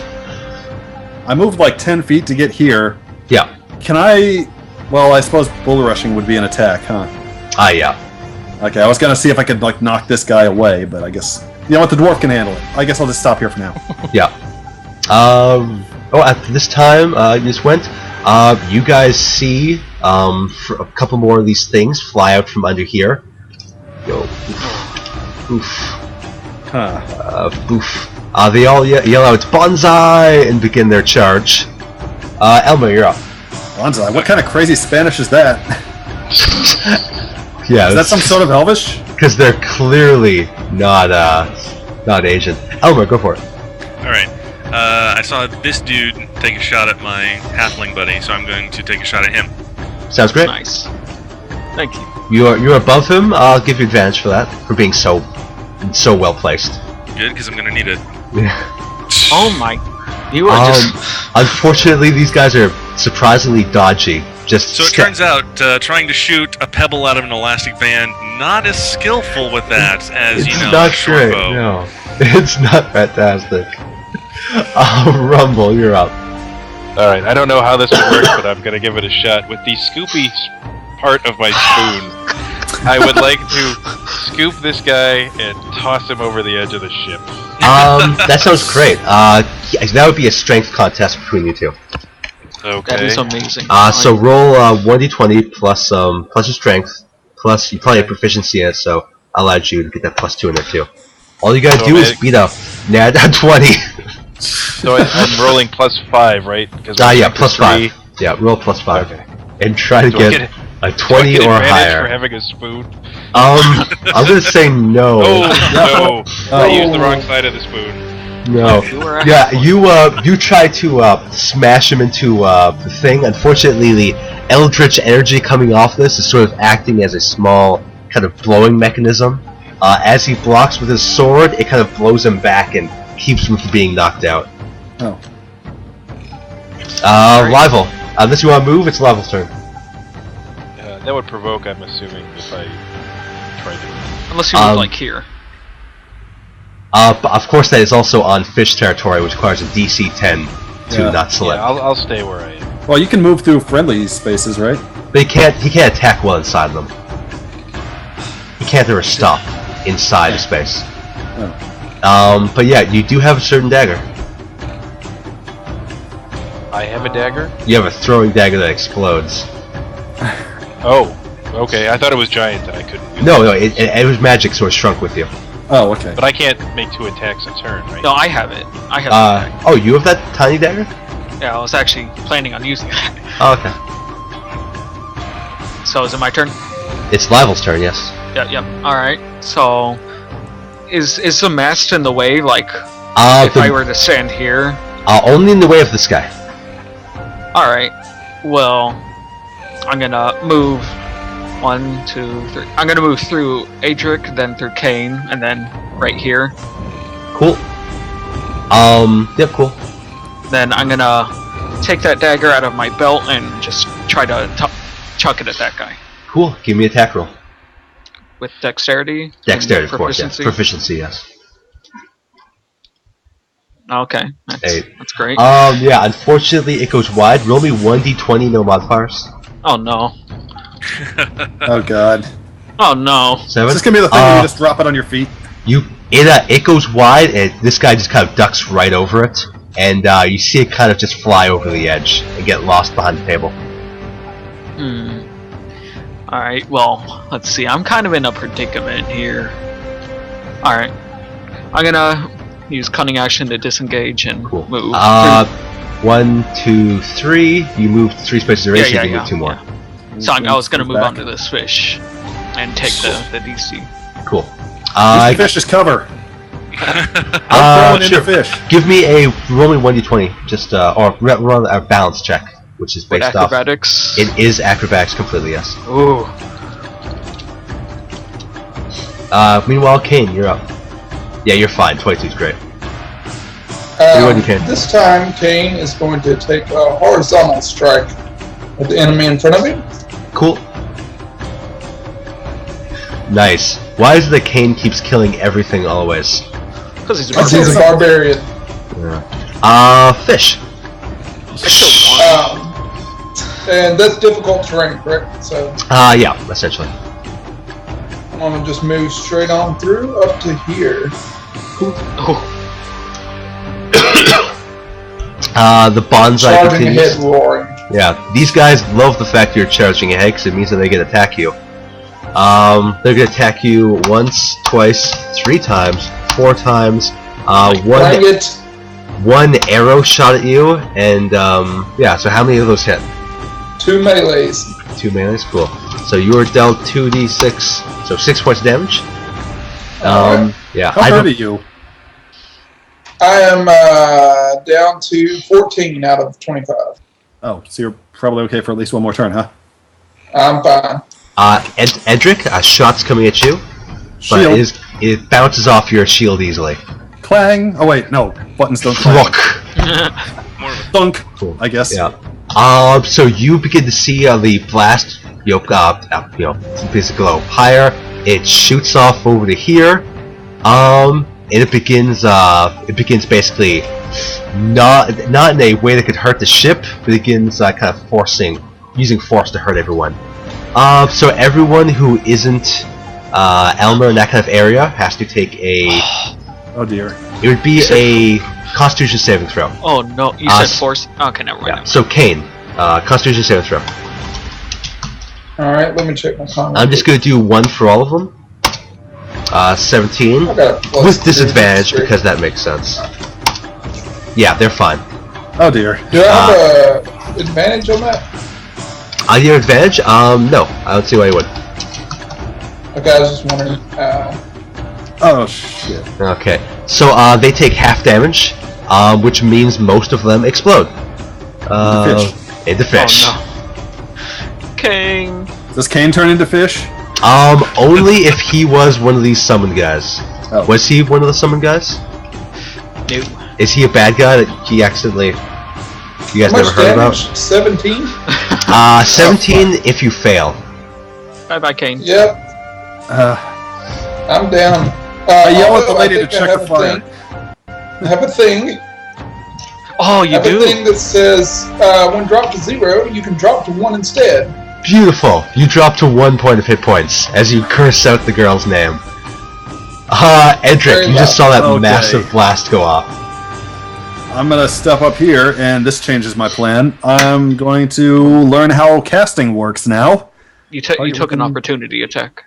What? You got away from this guy. He would get to slice at you. Oh, I can't shift or something. Is there shifting in this? There's no That shifting. takes your action. You have to take a whole action to disengage and basically go Oh. into a stance where you can go through people without taking attacks. So, let me ask you: if I cast Cure Wounds from here on Kane, would I still take an opportunity? You know what? I've got 18. I'll be. Yeah, exactly. 17, I'll You're still be fine. Yeah, Cure You know, Wounds is I- touch anyway. yeah, it's No, it touch. says within 30 feet. That's wrong. Yeah, it's wrong. Screw it. But it's on the thing, so I'll allow it. It is touch, but I wrote it down. This is an old. It's based off the alpha, not the stuff. Oh, is it? Oh, Yeah. okay. I thought that. A lot of it's based off the alpha. A lot of it's also based off the new stuff. It goes in and It's out. touch. Shit. Okay. Well, all right. Well, you wrote it, so whatever. I keep my shield between me and this guy with one hand. With the other hand, I point my longsword at my fallen orc friend over there and say a prayer to Azatoth. I keep almost saying Azatoth. That's something different from Azure Wrath. Azatoth. Help this guy! So, and then he explodes into a monster. What So- holy symbol are you using? Well, I guess it's just on my tabard, but so. The one on the floor One that over didn't there. shrink with you. Oh, okay. So I can't fucking cure him. Awesome. you okay, can. Well, then You I just- don't do that. You can. You just don't get your bonuses to it. Would I get a bonus? So you You plus 2. Yeah, there would be if there was a +2, but if there was a proficiency bonus, you wouldn't get. But there is no proficiency bonus for healing. Yeah, So I it's- didn't think so. So yeah. I thought pretty much he's not going to try to save to stop me from doing this, so I figured I'd just do it and Yeah. he just got the HP. Yeah, sure. So how much does he gain? So he gains roll 2d8 plus 4. 2? Yeah, 2d8 it's plus based 4, off the and old I version. I'll couldn't change it add later. like a modifier to this. I think I had charisma to it. Yeah, that's the +4. It's already in there. Oh, that's... So go ahead and Okay, roll. yeah, cool. So he gains 11 hit points. As this wave of divine light just washes over him and his wounds start knitting shut. Is that? Are you saying they knit shut because of your sword, or Huh? Elmer? You're up. Okay, come on, opportunity attack. Say what up. He isn't taking up 2 attack from doing magic up close. Oh, that's different too. It's Yeah. only if you move out of his range. Okay, I'm learning all sorts of things right now. Okay, well that's Elmer. all I can do, I think. Yeah. Also note that this game is supposed to be homebrewed, just because that's how they designed it. Oh, So it's one of those things where rules should and will change based on the DM. Elmer, you're up. Is it one kill? One kill this fight. I believe in you.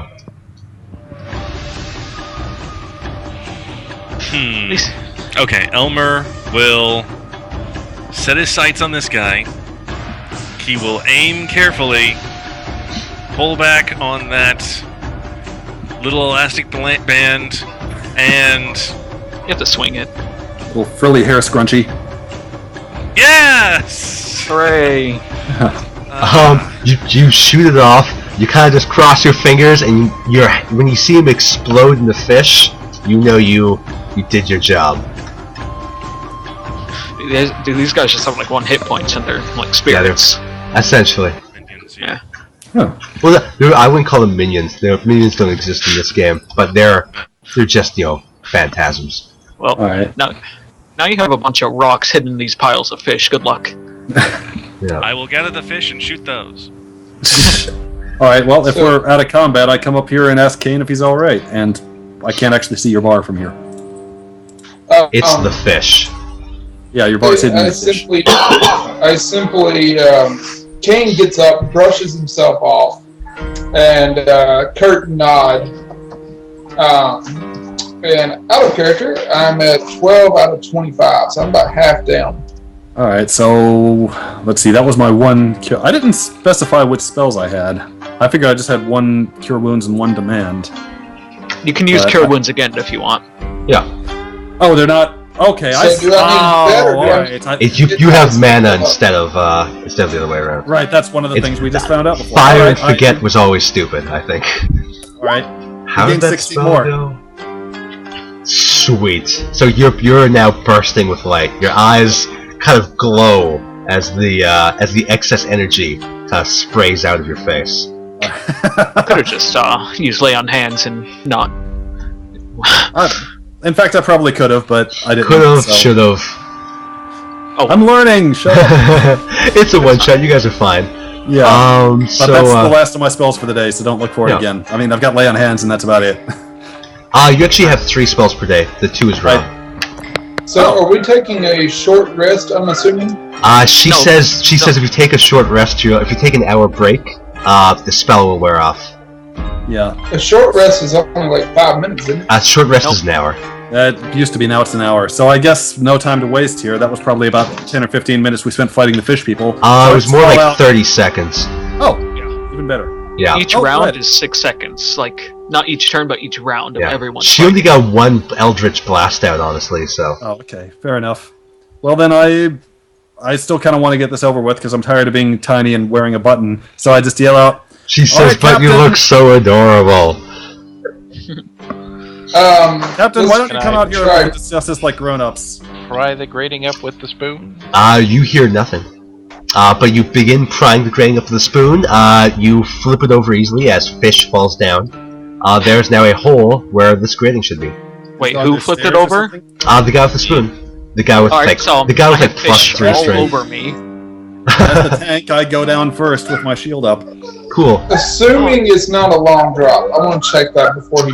It is a 15-foot drop. You do not I don't require go down. You do not require a roll. You can just jump down. Climbing up will be difficult unless you have rope up there. There's no way to let's rope go on ahead and the deck. tie a rope off. Yeah. She offers you some string. Perfect. Alright, I will Yeah. use it. And She tie hands- the rope off to the She mast. hands you 50 inches of Okay. string. But yeah, it's over here. The grate on the bottom represents the grate on the top too, as well as a grate underneath it. Alright. I guess I carefully lower myself down in there because it's kind of an interesting ship design that they have hatches with no stairs to get up or down, but Yep. alright. Alright, so I drop down in there. Cool. And I need to move I've- myself over. Can I take out one of Right these behind spears? You sure can. Alright, I'm gonna take one and then come down. Right, where's my guy? I lost don't my- know. Did he ever Oh. exist? Oh, Kane just moved on top of me. Okay. Let me get over Where here. am I? Boop. What? So you guys are There over I here. am. Could these spears be So- used as a javelin? Can spears be used as javelin? No. They can be used as a spear, but spears can be used as javelins in the exact same stat-wise. You can see this appears to be a bunk room. You look around, it appears not to have been used for a long time. You kind of hear the sound of chains beneath you, but kind of gently rocking. As you see a door above you that clearly seems to belong to Captain Markham. I walk up and knock. Livel, are you you Oh, gonna jump yeah, down there? sorry. Yeah, up there. Cool. You knock, and you hear like a begrudging come in. Oh, there. Was that so bad? Instead of sending out the fish people? Alright, I'd open the door and... Yep. You enter in, you see a small, well-furnished room. Books, writings, a small-looking bonsai tree with these glowing leaves as it kind of descend and then quickly remake themselves and then descend again, as if it was in an ever state of of fall. You can see a picture on the back. It appears to be of the captain on this very boat, taking down this gigantic leviathan, just bringing it down with the massive spears, bringing it in close, and then they appear to be bringing it close, and he's actually stabbing the creature, which is most likely a cephalopod, right in the face with his sword. Are there any torches down here, or lights of any kind? Low light is streaming in from the roof, but besides that, there's only candles for you. So it's low light. You guys should probably have some sort of candle. I'm gonna light my lantern. You have a lantern? Apparently, I have a lamp. A broken one, remember? You have a tiny lantern? We don't actually have anything because all of our stuff didn't shrink with us. I will stand right next to the bonsai tree. Cool. I've asked the witch for a match. You see he's completely fully armored. He's ready to go. He's even wearing a metal mask. Says, what do you want? Is he at all bothered by the fact that we're all mostly naked? He thinks you're adorable, but besides that... Yeah, that seems to be going around. Yeah, just look at you with the little buttons and the little... Come on. Yeah, so I guess I'll come in. You know what? I don't really have a way to sheath my needle, do I? Are you talking about your not wearing pants? I don't have like a belt or something. Well, I've got this other... I don't know. I'd find some way to tuck it into like the string that's holding my button plate on, I guess. And I just, but I keep the shield on my arm, but I put the needle away, and I come in and I say, "So, you ready to talk? Are we done with this fish people thing?" Says very well. All right. Well, what do you have to say? Well, and don't mind me interrupting you. Oh. All right. It's just something I do. All right, then. I guess that's how it is. Well, the lady who owns the shop says this ship belongs to her now. I wonder if perhaps we might convince you to sign it over or whatever she wanted. Says, well, what do I get out of this? Well, I imagine, first of all, you get to not live the life of a doll on a ship full of fish people. He kind of, you can't really tell, but you hear a small kind of laugh come out. And he says, I am on my ship and I am with my conjured crewmates. I can last here for a long time if need be. Going to eat your crewmates? That's disgusting. He says my crewmates are all soldiers, are all my conjurations. He kind of starts making a small like eldritch trick in his hand. I kind of just sort of like glance around like the tiny doll ship room, and I look out at the rest of the ship and kind of look back at him and go, "You want to live like this, do you? You want to spend the rest of your life the size of a doll on a ship, on a mantelpiece, in a shop underneath a mountain forever?" He says, if that's what it takes to keep my ship, I will happily wait out the Harpy. There are other ships. He points up. He says, there are none like the Nimbus. Does he look like human, or is he another spirit? He looks like he's elvish, actually. All you can really see is his ears. He's an elven samurai pirate. Yeah. Okay. Okay, I'm gonna butt in and say, so you're telling me you want to sit on here until you die an unhonorable death? He laughs and says, "It would be dishonorable to lose my ship. The Harpy is old. She will die, and and my ship will be free." Well, it may not actually work out that way. Do you know where your ship is right now? He says, "I'm on it." Yes, your ship is in a magic shop in an underground town which is currently besieged by orcs. Any day now, they could break into this town, lay waste to everyone in it, and while they're ransacking and looting the place, smash the ship with you on it. He says, he kind of starts tapping at his helmet. Says, "You make an interesting proposal." But what? Oh no, I'm interrupting him. Sorry. Oh, you are? I'm not. You're interrupting. No, What are you it's saying? just go. Okay. So he continues to look to make an interesting proposal, but I would need more than simply freedom for this deal to work.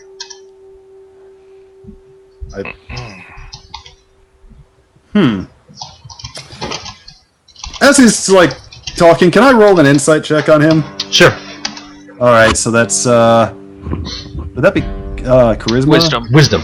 Wisdom. Okay, which I have a +0. Awesome. Roll D20 +2 for my proficiency. Nope. Cool. Yeah, you look at him and you see kind of like a smirk from the sides of the holes in his mask, or the smirking mask that he carries. You can see kind of a smile kind of coming out. Let's see. I guess I need to PM you something here. Okay, Dane's going to go ahead. ask him, are we really going to have to fight? He says, he laughs and says, of course not. As he kind of, everyone please roll me Constitution saving throws. So that's D20 plus your con, correct? Exactly, yes. That's no good. Failure. Fucking awesome. You said there were candles in this room, right? Yes. Oh. Is there one next to the dwarf? Close enough, I suppose.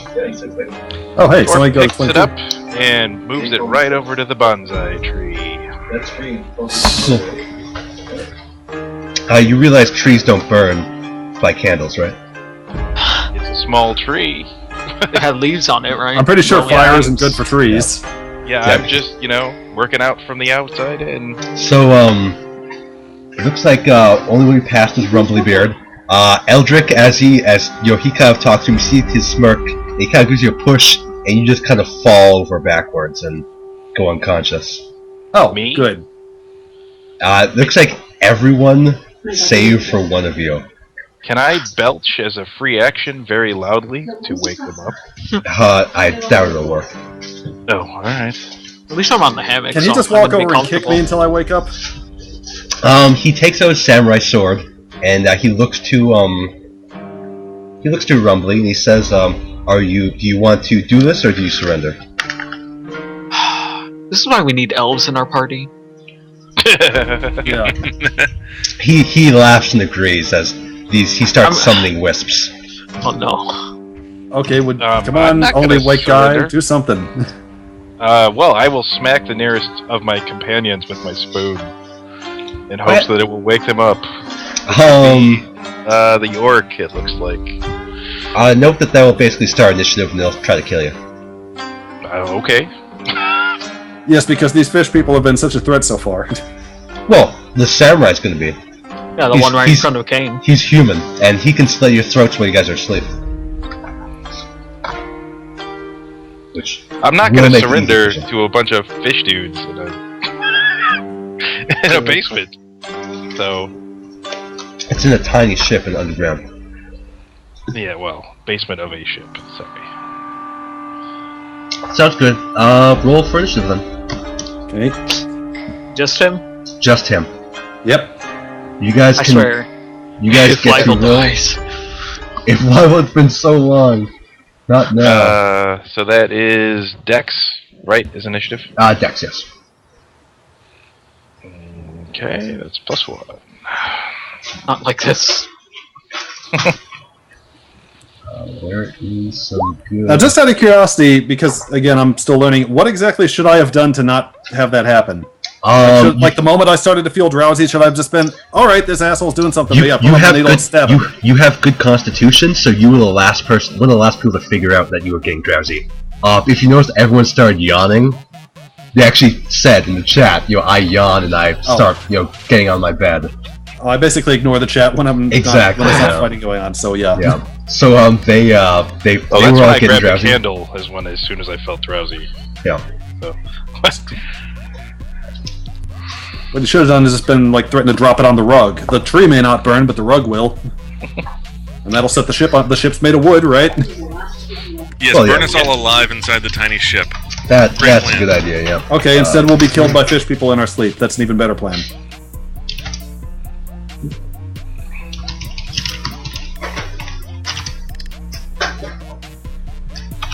Cool.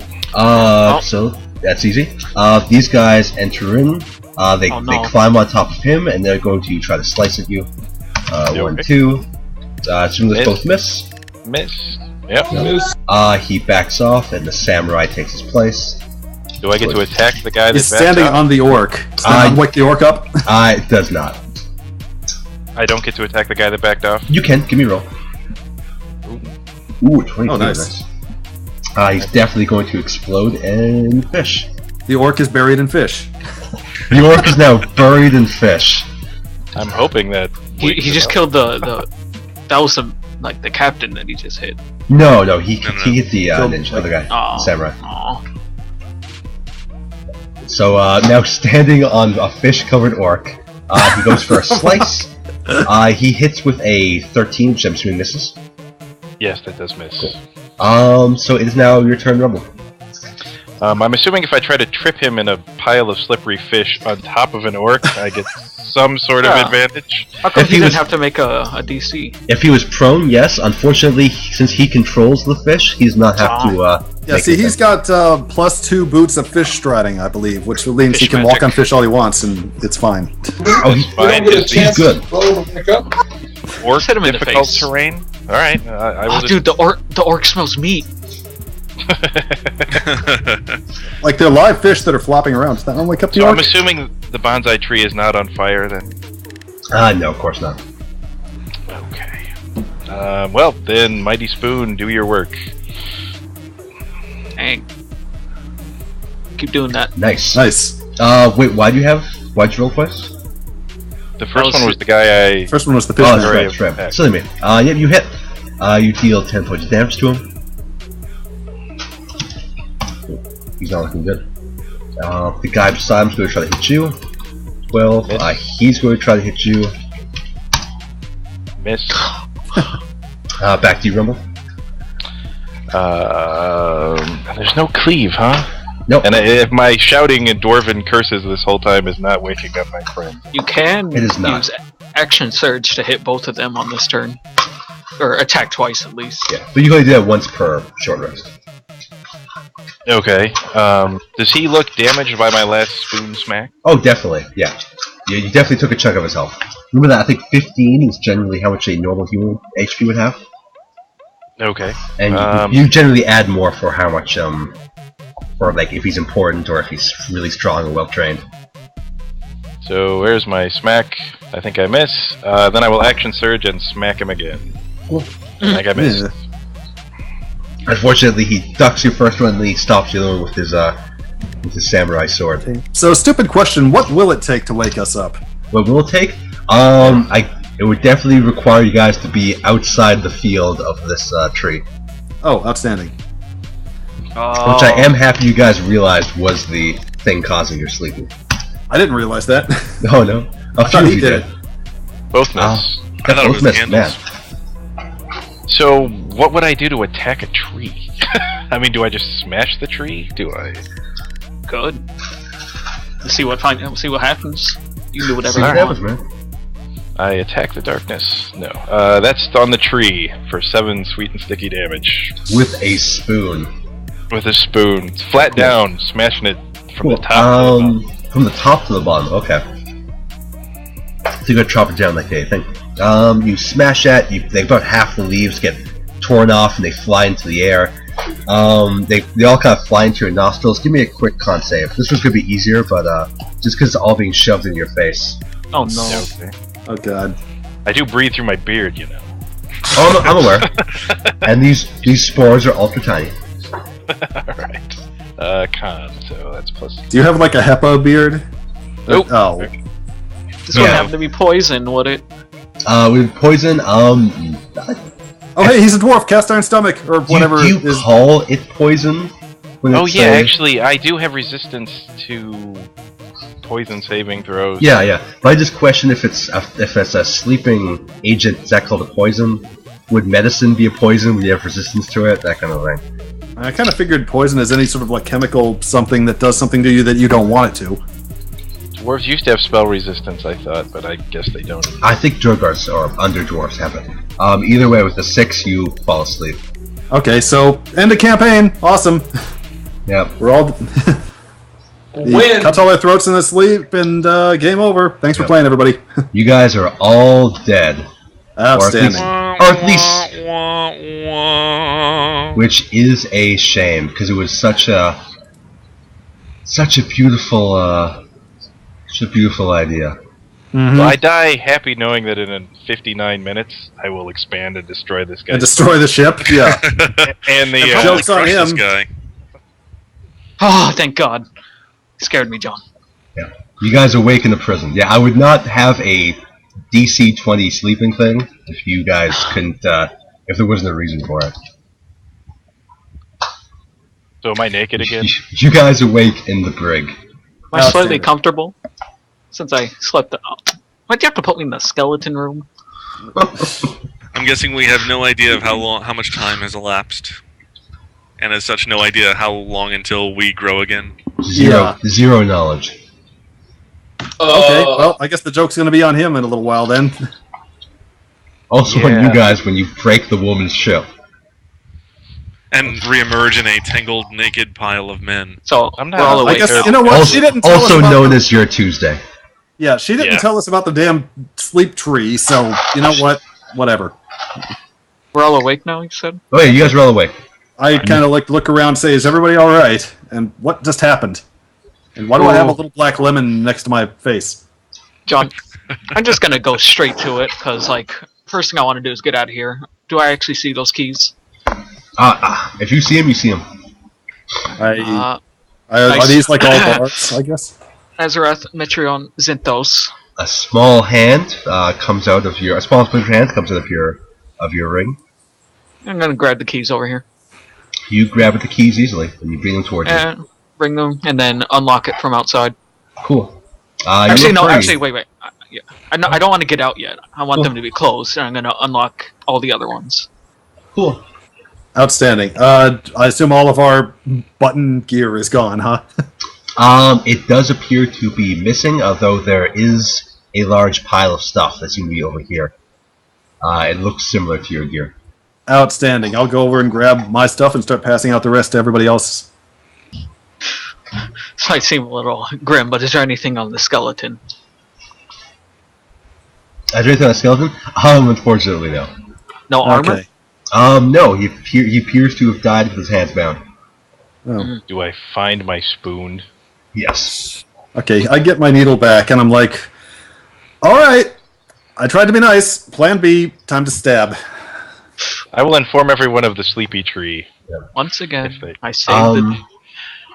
Rival, with your superior perception, or hearing rather, you can hear I have 0 wisdom. regardless, you just lucky roll. Actually, you hear underneath you some movement. I motion the guys to get in close. I'm gonna whisper, "There's something below us." A good something or a bad something? Has Has anything? something below us ever been good? Yeah. You know what? I peek down into the grate. And you are a dwarf? What? I'm a dwarf. Eldrick, you can't see, it's dark down there. I will peek down into the grate as a dwarf. Cool, you peek down to the grate and you can clearly see, it looks like a room, a storage room. You see crates and barrels and cages, things of that nature. Is there a grate above us? There is a grate above you, yes. This is probably. Well, can we see light from through the above ones? You can see lights driven through from above you. You can't tell how far down you are, but you think you're pretty close to the. Do we remember how many levels the ship was when we got on it? It didn't say like deck 2 on the outside. It just kind of. But generally, here's some portholes. Here's another set. Yeah. No, Give me an intelligence check to be able to guess some of that. All right. Already closed my sheet. I'm certainly the man for this job. If you fail, I'll go. I can't wait for you to fail because I plan on saying you have 16 floors and there's 16 department stores and 13. Yeah, I know. Let me try with my -1 intelligence. 7. Okay. Wait. Yeah, 16 department stores. I think we're on small appliances, guys. Well, since everyone's doing it, I mean, the DC's probably 20 now, but I'll try. You have a +3 intelligence? Yep, for investigation. And if I was level 3, I'd be a trickster, but, level 2. Yeah. You as you look up, you can see a bit of the of string for above, and you believe it to be from the thing you were resting on before. Ah. You believe you're directly below the place you just were at. I do not believe that because it was 50 inches. What's 50 inches? The string. The string? Yeah. The string you have is with you. It's with us. Oh no, the string to the things that sway you back and forth. Oh, okay. I thought you meant the string we use as rope. No, not the rope. But okay. Yeah, you do notice that the string is not with you. It would still be up there. And you do see it tied to the crate upstairs.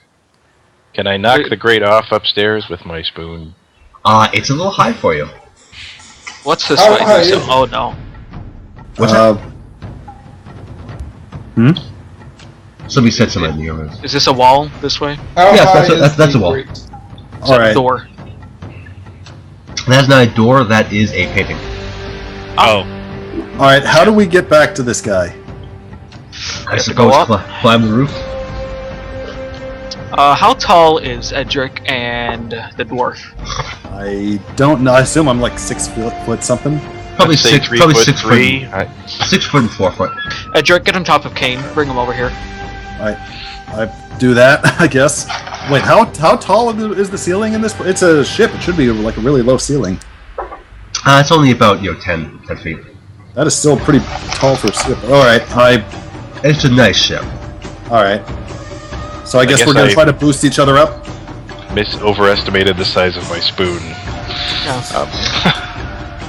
I will stand on the shoulders of whoever is tallest and try to beat the thing. I'm assuming Kane's probably the tallest. Yeah, he's like the half orc. He's probably like 6.5, 7 feet tall. And like, who's like the strongest? Like, I've got +3. I got +3. You just send the dwarf up. All right. Probably. I got +3. And we need to get somebody up there who can then reach down and pull us up. Oh, then yeah, you. I was just gonna drop the rope back down to you guys. Or if there's a rope, we could just do that. All right, let's do that. I was under the impression we looked up and we saw the previous porthole we came through with the rope coming down. No. Was that not what was explained to us? I'm sorry. All right, so are we gonna do it? All right, Someone get on top of Kane. Hey, Kane. You should not. Quit admiring that fine art. It was disconnected. Oh, all right. Oh. Well, I think we all can. My table froze, so I reloaded, but just as soon. So I am now up on top of Kane's shoulders. Cool. What are you doing? I am trying to beat the grate so it moves up, and then I can push it with my cool. It's with your amount of strength. It's a simple task to push it up and. Actually, give me a strength check. Try to flip it over if you'd like. Okay. Also to stand here in case he loses his balance and falls, I'll like help catch him. Sounds good. So I think it's just +3, which would be my strength. Yeah. If not, flipping it, just sliding it, Yeah. You do manage to slide it. It kind of makes a screeching noise though as you do so. It's kind of most likely a warning.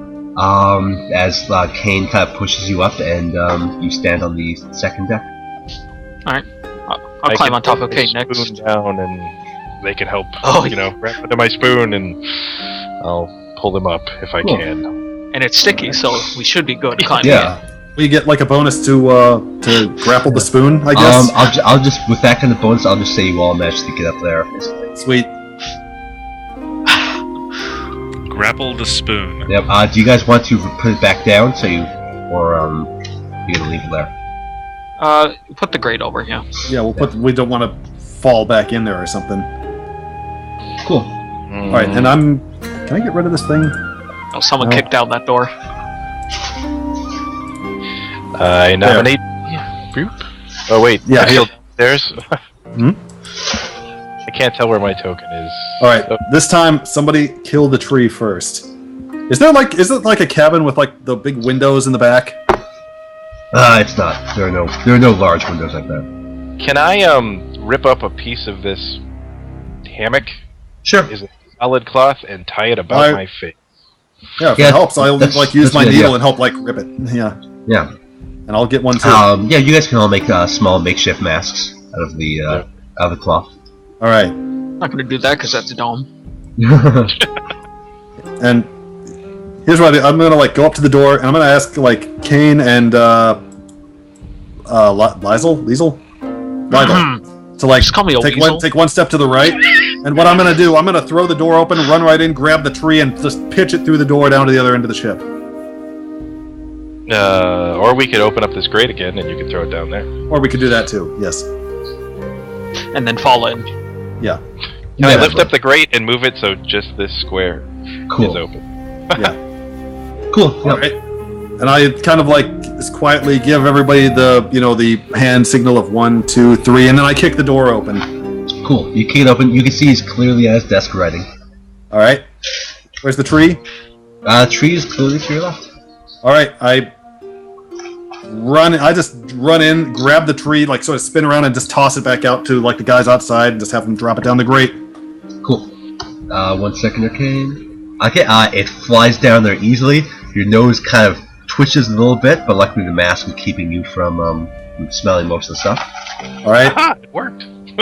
Sword out, Oh. shield up, and then I just go straight to stabbing the guy. Cool. He's you have advantage because he's not aware of you. Oh, so it's a surprise round. Yeah, you would surprise say. round. Yeah. So roll D I'm right behind him. plus 5. Okay, so it's plus 3 for strength, plus 2 for proficiency. 22 to hit. I'm going first. Oh, you want to roll initiative first. Oh, well, 22 Crap. for initiative. that was a good roll. Okay, Okay, that wasn't me. Do you want to use that roll for your initiative? I mean, that's 14 is my initiative. well, in that case, then my initiative would be like My 18. initiative's. I can just put it in, yeah. 18. Oh, did I put 13? I'm an idiot.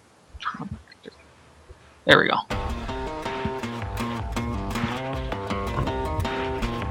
nice. Everyone's in. Tinker Tanker, go for it. Alright, I'm gonna go 1, 2, 3, 4, 5.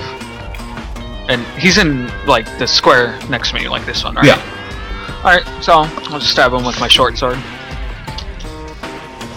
Give me a roll. 17, I believe that perfectly hits his AC. Ooh. So D6, 2d6. And he already took a bunch of damage before. You stab him right in the neck. You see his blood spurting everywhere. He's not looking good. He's not gonna turn. Elmer. Move to about there. Come on, pile into the Load tiny my- room. Elastic hair tie. And the furious halfling shout totally balls it up. Cool. Hit live on the head. Yeah, you got 12. Terrible. Yeah. You have advantage because he can't. He's not noticing you, so you can roll again. Roll it twice. Unfortunately, it hits the back of his head, but it hits the metal part that is used to damage. Edric. Just Alright. this dull tong. Exactly. Yep. That's arguably not terribly paladin-like behavior, but I tried to be reasonable before, so roll twice, huh? Yeah. Oh well, I think I got him on the first try anyway. Nope. Yeah. Hit 23 hits. 17. Roll. Oh, 23. Okay. Yeah, 23 was the first roll. So So nice. it was, what was the longsword roll? D8 plus 3. D8 plus 3. 4 damage. Cool. 4 damage. So I was distracted by the tong off the helmet. so you take your tiny needle and you kind of take it in a buff fashion and stab it down into his body. Where is my music? You know, he didn't murder us when he had the chance. There you go. His body falls onto the table, and the note he was working on, you see, is now being drenched in a mix of ink and blood. Oh, that's... Is he still alive? He's still alive. His eyes, you can see, are wide open, and there's no life in it. Oh, okay. I'm gonna stab him in the face just for good measure. Oh. Are we out of initiative now? Yeah. And I quickly snatched the note out from under him. Cool. Alright. I toss the room. I sheathe my needle sword, kneel down next to him and close his eyes and just say a brief prayer to that god whose name I keep forgetting. Yeah, clearly you're the to him.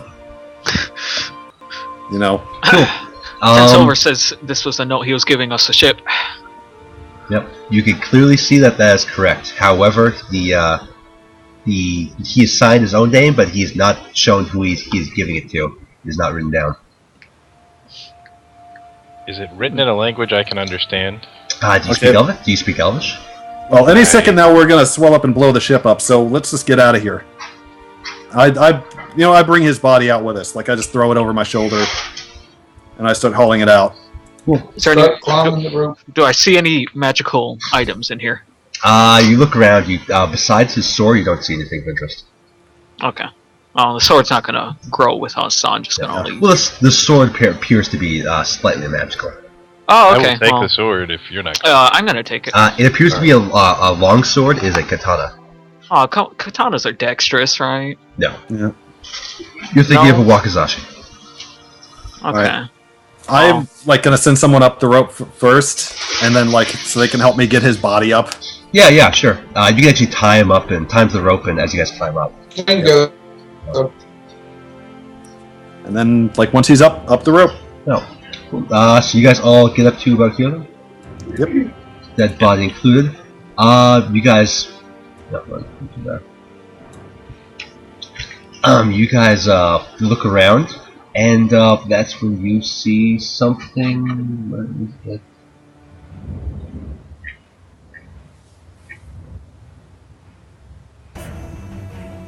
Uh-oh. Kraken. Oh, good. Oh, I stabbed him in the face again. You stabbed him in the face again? Yeah, I said cool. that. You grab the man, and you again stab him in the face. As I you, gotta go. What are you doing? We got him. Yeah, it was down here. As you hear something sound like a massive wood cracking, as something kicks a massive gate. From what direction are we hearing this? I hear from the east of the ship. Oh, from outside where the barricades are, perhaps? Oh no. You see three Svrfneblin jump in, and they come towards the woman. She sends out an eldritch blast towards them, but they shrug it off. One of them grabs a piece of paper, unwraps it, and blows it into her face. It seems familiar to you as the petals glow. And you see her slowly her eyes glaze over, and she falls unconscious. They take the carpet she's on top of, roll it up. One of them picks it up over his shoulder, and he looks left and right, looks left, looks right, and he moves out. The two guys following him. What was the spell we noticed? Oh, it looked like powder. Powder that's similar to what we've seen before. Okay, so who were those the gnomes that attack her? They appeared to be Svrfneblin. They wore a lot of red, and you saw a symbol on them. It looked like a raven with one eye. Okay, now does anyone know what a Snufflevlin is? A Svrfneblin is one of these gnomes. Yeah. It's a gnome that's dark skinned and. It's like a drow gnome. Yeah. Oh. A drone. Okay, I thought that was pretty much all the gnomes in here, but alright. Are we growing yet? Nope. As you see her being taken away, you notice yourself not growing. Huh. So we have no idea how long it's been. No idea. Interesting. Well, I suppose... Well, Elmer's turning this letter upside down and looking at it. He doesn't read Elvish, so he can't make heads or tails of it. Yeah. All you do notice is you notice that a very bottom is 2 lines, one with a signature on it and one with a blank.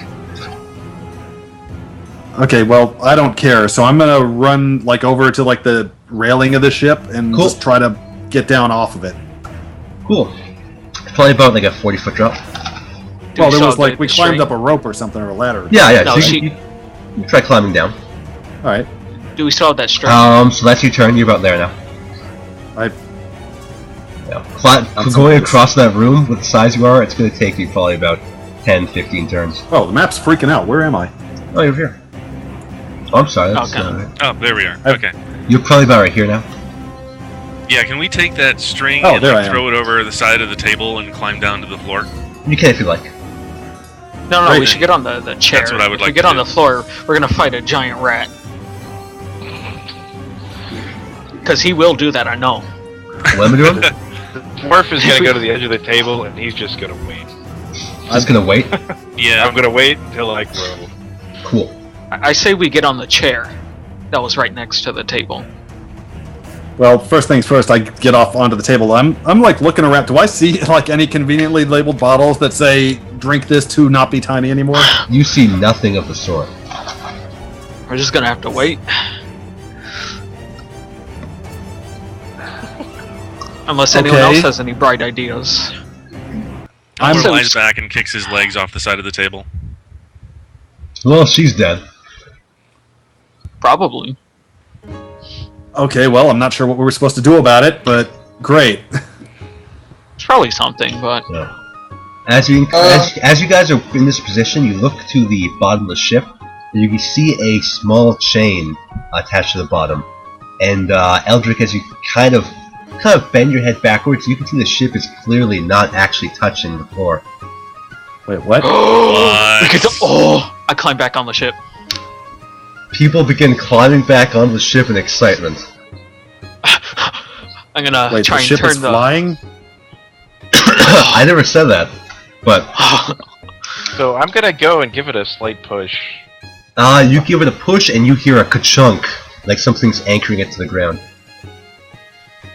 Do we see an anchor like thing on That's the ship? a chain. Edric and Aemar both see one down there. Okay, Down apparently there? I see an anchor. And I do too, as it seems. Get on a gentle smack it with my spoon. Yeah, Cool. go break the chain. Because it's such I it's a wanna very just small trail suggest- chain. Go ahead. I want to suggest hauling it up instead of breaking the anchor. Yeah, I guess we So- should do that. So I guess what I'm asking is, like, you're saying basically the ship is like floating above the table it was on? Probably It's not less than an eighth of an inch. It's such a small you never noticed it before How did we not notice that? Yeah. because it's incredibly small. It's anchored very tightly. Okay. Elmer And, makes his way back up to the crow's nest. you know, if we weren't just about to explode back into our normal sizes and crush this ship, this would be really helpful. But That'd be really funny, but you know what? Bring the anchor up. well, we need to get down to where our armor and stuff is. We left it all piled on the floor, right? Nope, we're gonna Our fly the normal-sized ship. Stuff. Yeah, let's just go fly the ship. Okay, and I'm saying though, eventually, any minute now, we're gonna turn back into normal-sized people, and then we'll be a bunch of naked men, unarmed and unarmored, in the middle of a Tiny full ship. hostile group of gnomes. That doesn't bother me. So do you want to wait here and not fly the ship? Is what you're saying? Can't we please just fly it around the shop a little bit? Yeah, we might as well while we're waiting to grow, you know. Is there a steering wheel? I don't see it. There Like, is there's a steering wheel right where he is. He's happily controlling it. Alright. I will look for a I love hearing your breath as you're doing it. I will Come on, look for a let's have an mechanism adventure. to raise the anchor. Cool. You It has find to have been a nearly about an hour by now. you find a thing on the side, and remember that battle takes the most time out of game, but it's the least time in game. Well, yeah, but we then were there's however sleeping. much time we were unconscious. There was time you were unconscious, but you have no idea how long that was. Probably Right, like 30 so- minutes. So Could have been. Weigh anchor. Oh, we can go fly the ship outside and ask how long it's been. Cool. You managed to find where the anchor is. You pulled up, and it appears to be attached by a small chain at the very bottom, which is making it difficult for you guys to rise. Show of hands, by the way, who here knows anything at all about sailing a flying ship? Because I don't. 0. But I can't imagine it's much harder than turning the wheel. I can imagine that, actually. I don't care. I'm not sure what propulsion we would use without wind in here, but what the hey? It's magic. And what are we going to do? Just fly in circles around the room until we grow up and then explode the ship? No, well, first we're going to go out and ask how long it's been since the giant orc started attacking the door. Literally 2 minutes. What? It just happened. No, when you're trying to get in and you broke the door. That was... He's saying since the start of the game, how long it's been. So you guys can gouge how long you've been tiny. So do I have to break a chain to release the mechanism that raises the anchor? You have to break a chain that's attached to the bottom of the boat that's keeping it from rising. If it was an anchor, the captain would have done that a long time ago. Then I go back over the side, Wait. climbing down carefully. You see it's a tiny chain. Well, it's tiny compared to the real world, but for you it's a large, thick chain. I'm going to tie the string to this and just drop it down so they can climb up after. Excellent. I will tie the string around my waist, and after I do that, I shall strike the chain with my Wait, let Edric get up first. I don't think I ever got off. Oh, I thought you remember you said you got off so you could you said I climbed down. You said that. Those are your words. All aboard, right, it's going the chain is This is smashed. kind of ridiculous. I get back on the ship. You can clearly see the ship beginning to rise. You're gonna have to run up here if you're gonna catch it. Okay, I run and I catch it. Okay, give me an initiative kind of dexterity kind of throw.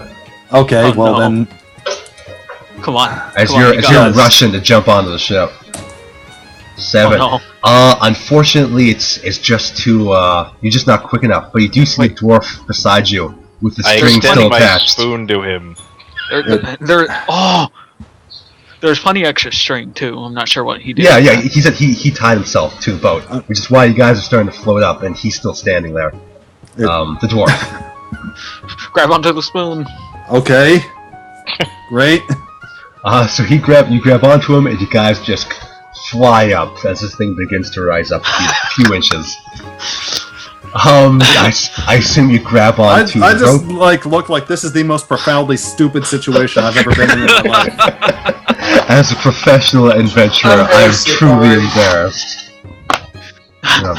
I shall let Eldrick climb first, and then I will follow him. Also, Edric, I don't know where you're getting this L from, but... Oh, sorry. I think I keep calling you, actually. Yeah, he started calling you that after he said Eldritch Blast. Oh, yeah. Oh, it's his fault. I apologize for nothing. So Kit, you guys are on top of the ship. The steering wheel doesn't appear to be... You definitely see some of the sails and things of that nature start maneuvering as you turn the wheel, but it doesn't appear to be doing anything. Right, there's no wind in here. Exactly. It's a cave. Exactly. Blow into the sails. Because, physics don't apply in this world. Well, apparently it can go up and down. Like, can you take it up paddles? some of the... Huh? Are these Does paddles? anyone have a Why are grappling there hook? rowboats on a flying ship? Maybe they're the hoverboats. flying. Alright, but... Okay, so apparently if we can't make it go forward and backward, we can at least make it go upward and down. Can we make it go up to, like, some shelves and see if we can find some sort of growing potion up there? It seems that it got to a certain level and then just sort of stayed where it was. Oh. Elmer Ah. is waving his arms up in the crow's nest. I've got an idea! I've got an idea! What is that, laddie? Tie the string to one of the harpoons, shoot it off, and we'll pull ourselves in that direction. That is brilliant. Alright. Thank you. Which one? This one? I guess? Yeah, that one. Alright. I'll tie like one end of the string to the mast and the other end to the harpoon that's on here, and just what can I shoot it into? Is this You see another table on the other side. You assume you'd be able to hit it from here. a harpoon gun or a ballista? A harpoon gun. So we can, like, it has a winch. Or it's definitely designed to bring things inside to it. Alright, do that. Alright, I do that, I guess. Cool. Just roll 1d20. Okay. This is gonna be awesome. Oh, cool. Launches forward, easily hooks on, and you begin winching it as the ship begins slowly moving towards it. I'm pretending like I'm steering. Yeah. Meanwhile, back at the farm.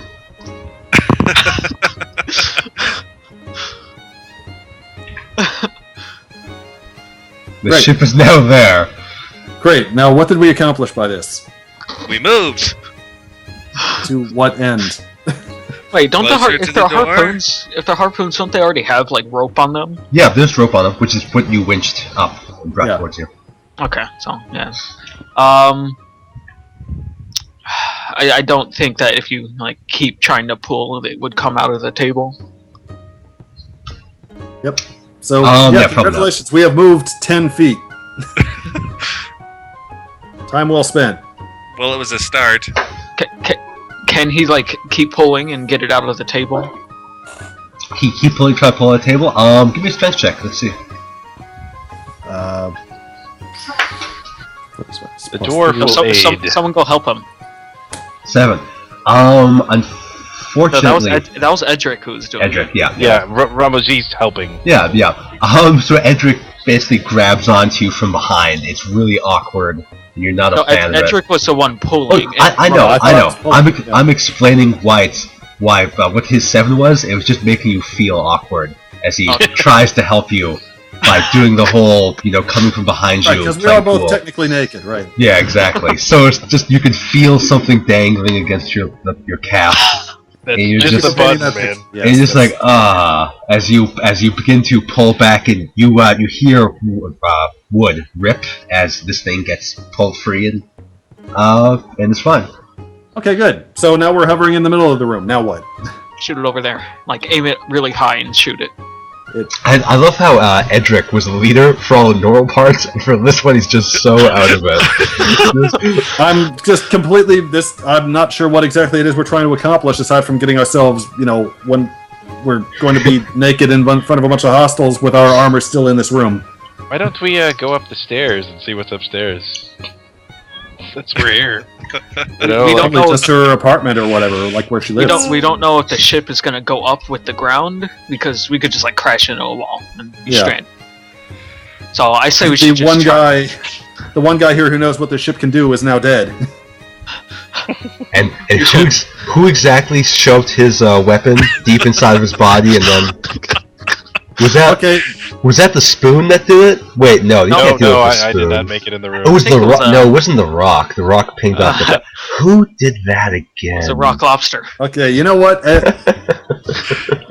On the one hand, sure, you can make an argument that like just running into a room and stabbing a guy to death. But you know what? On the other hand, he's a pirate, and I gave him like every opportunity to see reason, and he didn't. Right. So here's the plan: we get out there, and these gnomes might see us. If not, we can give them a little prick in the shin. And we'll ask them what happened. Right before they run up and just smash the ship with one blow of their gigantic to us clubs. Why would they do that? And remember, they're using rotten wooden stuff generally. Well, no, now they're using nice new javelins. Oh, only one guy, and he ran off. Remember? Yeah. Because you bribed him to look away from opening a door to a shop that was not actually technically closed. But please continue. Plans? What's he says so excited. You know what? We came in here to find this. Did she say she had like more of these crystals, or she said she was going to charge it up for you. She was going to charge, so she doesn't just have another one. No, we could just wait and take it. I was going to say we just use the ship to look around these shelves until we find another one. We'll just swap that one for the one we've got. When by that time, hopefully, we'll grow back to normal size. We can get our armor back on. We can go find the lady, set her free, and then leave. The ranger. Oh wait, the ranger would tell you how tracking people in this kind of environment, a city that's made of rock, is incredibly difficult, and time is of the essence. We do have a wizard friend who's just sitting out there. The wizard who came with us. Is he still invisible, like standing? Do we have no way to contact him? I'll just ask if he's around in case maybe he's standing. I mean, the whole shooting a harpoon and then dragging the ship along. We're going to be moving at about 1 mile per hour, and that's going to give all these hostile gnomes every opportunity to swat us out of the air. So hostile. Well, at least some of them are. They just kidnapped that woman. Yeah, the nice lady who was trying to help us before she could help us. Most gnomes aren't hostile. These ones appear to be. Yeah. No one's supposed to be nice. A simple roll would tell you that they're part of the gang, the Blinking Ravens. Blinking Ravens. I guess my point is I'm really not genuinely sure what we can possibly do until we get back to normal size. Blinking Ravens are here too? Blinking Ravens are everywhere. The Dunking Ravens? What? Blinking Ravens are... They're a mercenary gang, pretty much. I'm so happy that you know it. It feels good to and they turn people into stone. And it's annoying. Just for fun? What? No, like stone skin. Oh. They use the stone skins for that. That's actually just the dwarves who do that, but they had mercenary dwarves on their side. So yeah, plans, guys? I genuinely do not know what we can do. What's this pot made out of? This seems to be our only plan at the moment. Is we moved part of the way across the room, and it took us like 3 strength checks, and I'm assuming like 10 to 15 minutes to do it. So we've got like these 4 crossbow things here that shoot basically toothpicks, and we can't even get out of this house. You guys wanna? I'm waiting for other suggestions. We can try a last-ditch effort that, like a 1 in 100 chance that might help us. Throwing the captain overboard will not make you lose enough weight. No. I want to hear what the party says. 1 in 100 chance? Sure. First things first, I go back down the rope. We heard something moving in the bottom of the ship, right? Yeah. Oh yeah, why don't we Did we ever find out what that was? Nope. Well, since apparently we've got nothing else to do and no way else to do it, I'm gonna go down there and have a look. Okay. Do you have rope? We have the rope that we put down the hole. I just use that rope. No, it's currently tied to one of you guys, though. I will untie it for me. It's a ship. There's rope all over the place. I find some rope and I use it. Touche, salesman. You start doing that until you get down to the... I'm going to remove her, because she doesn't belong down there. You would land right about there. Oh! Why did we not come down here before? Son of a bitch. Okay. Alright. I heard movement from down here before. Yeah. I'm gonna investigate. Yeah, I assume once one of you sees what's down there, you'd start shouting out. Well, guys, you're gonna feel really stupid when you come down here and see what's here. But do I see anything moving though? You see anything moving? Not with your eyes. If you want to give me a perception check, you can try to see. Okay, perception is what? Wisdom? Wisdom based, yes. Okay, so d20 plus nothing. I am not wise. See? But yeah, you start looking around and you don't see any movement. You assume that it was just the boat rocking slightly due to the fact it's not touching the ground. Oh. Can Elmer try to find a lantern or somewhere on the ship before he goes down there? The captain's quarters had lanterns and I'm going... Can I just investigate this entire room? Which entire room? Down here. If you're down there, please put your token down there. Oh. It was kind of... I have no idea where it is. Okay, stuff all over this map. Just go slightly up higher and you'll be able to find your guy. Oh. You guys here? There we are. Yeah. You guys are slightly above the thing. Alright, so I'm gonna look around mostly... Well, we don't see anything in the cages, right? In the cages, no. The cages are all empty. Alright, well, the first thing I do when I'm down here, I drop my stupid needle and I grab an actual sword. Cool. It feels a little heavy. You're like, I missed my needle, but you don't tell anyone, I assume. I have 16 strength. I'll get by. Right. Yeah, Elmer will retrieve an actual lamp from the captain's quarters and come down here and grab a couple short swords. I'm gonna just search this whole place until I find something that looks like it might be useful. Cool. You find a makeshift. You don't find makeshift. You find a replacement giant crossbow or harpoon gun. A bunch of harpoons, cages. You find more stuff over here, including a target for some reason. But that's just the back wall. Appears to be used for making target practice. All right. You see just tons and tons of crates. Is any marking as to what's in the crates? There are some, but they appear to be kind of like on the top. You'd have to take them down to actually look at them. It's all ramen noodles. All ramen noodles. I'm just gonna... Kane is gonna go over and start busting open the barrels and seeing what's in them. Okay, cool. You start busting them open. You find some sweet rum and sake start pouring out. Nice. I start drinking. Awesome! Yeah, so he starts drinking happily. What are you two doing up here? Can I try and just crack open a random crate? Yeah, sure. The needle and use it like a crowbar, kind of. Okay, sure. Give me a strength check, just real quick. Excuse me. All right. I shall pick up an axe and throw it at the target. Look at that. Cool. I'm So gonna go with this. Oh, you easily pop it open, and as you do, this thing comes out of it. fuck. Told you guys, giant rats. It appears to be a mouse. Well, I am surprised, obviously. So. Whoa, you were down my there, buddy. So yeah, let's roll for initiative. Like a normal-sized mouse? Yeah, it's a normal-sized mouse, but compared to you guys, Outstanding. Bible screams like a girl. luckily it's really bad, this job. And so 10 now. You didn't see that? Oh, I saw it, baby. I saw all of it. 10. Come on, change. Why isn't this changing? I have to just persuade the initiative thingy to. Oh, that's because if other people are changing theirs, it'll cause yours to reset. You have to. If you're gonna do it, you have to do it fast. Just boom, boom, boom, done. Oh, okay. Did everyone put theirs in? I'm gonna get it set in. Yeah. In which case, this thing's going to try to bite our good friend Livel. Please no. I'm gonna get filth fever from this. Essentially. But luckily, as he snaps, he hits your small bit of cardboard clothing and just kind of tears it up. Alright. Yeah. So, after I'm done screaming. Yeah, it would be Livel is now your turn.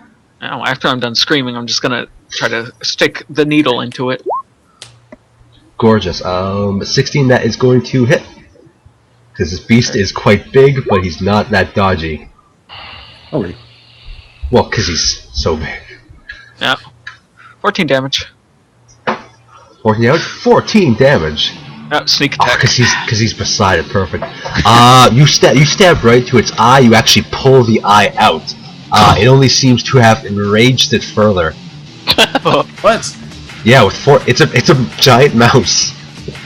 It's like a bear. Edric. Wait, I wasn't. Oh, go ahead. Be with you, buddy. I'm gonna disengage as a bonus action, start screaming and running this way. Who's a coward now? Edric, you're up, then. 1, 2, 3, 4. And I suppose if I move one more square, I'm blocking it anyway. So yeah, you're blocking it from here. So I come running up here with my button shield and my actual sword now, and I'm gonna try to stab this thing in the brain. Sounds good.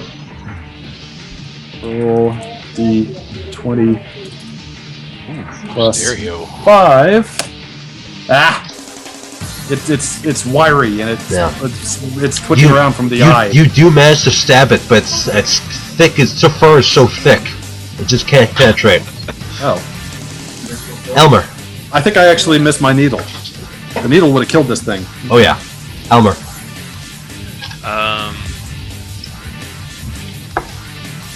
Elmer will load his elastic band. Is this that Bleach song?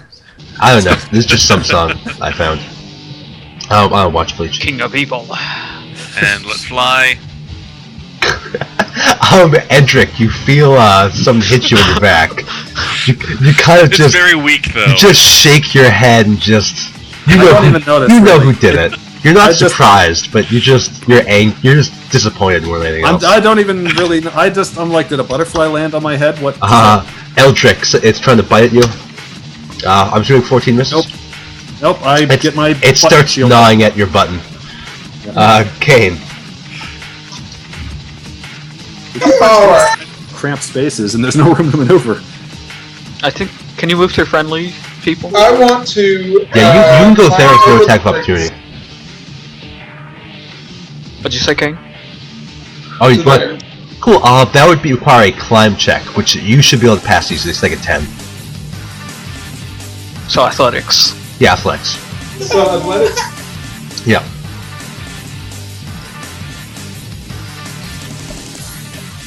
So do I have my proficiency and my strength?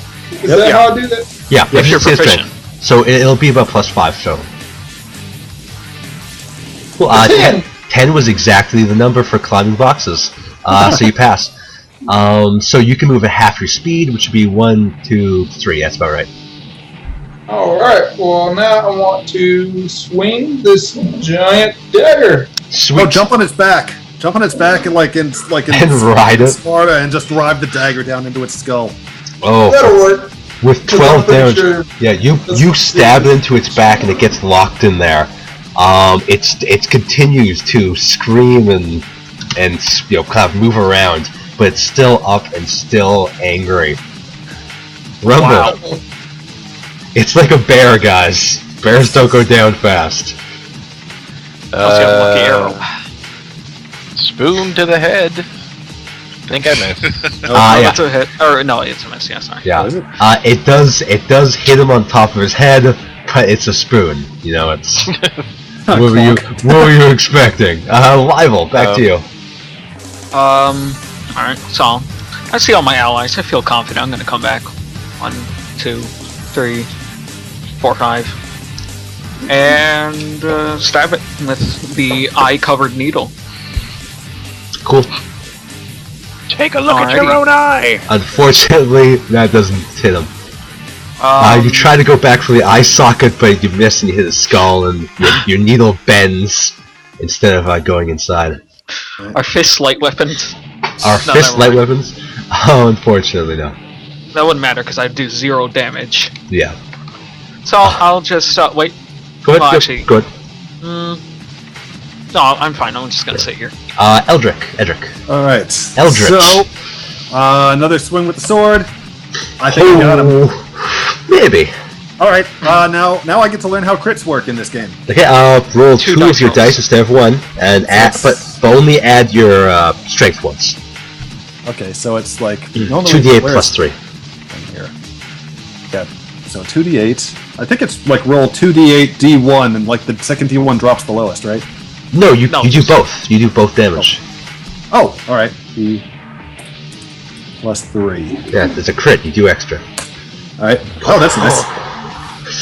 So yeah, you just grab that thing. It's starting to try to bite you, but you just slit its throat. Right through the mouse jugular, I guess.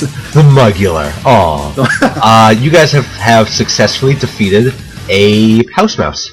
Yeah, I have slain the beast. In the name of that.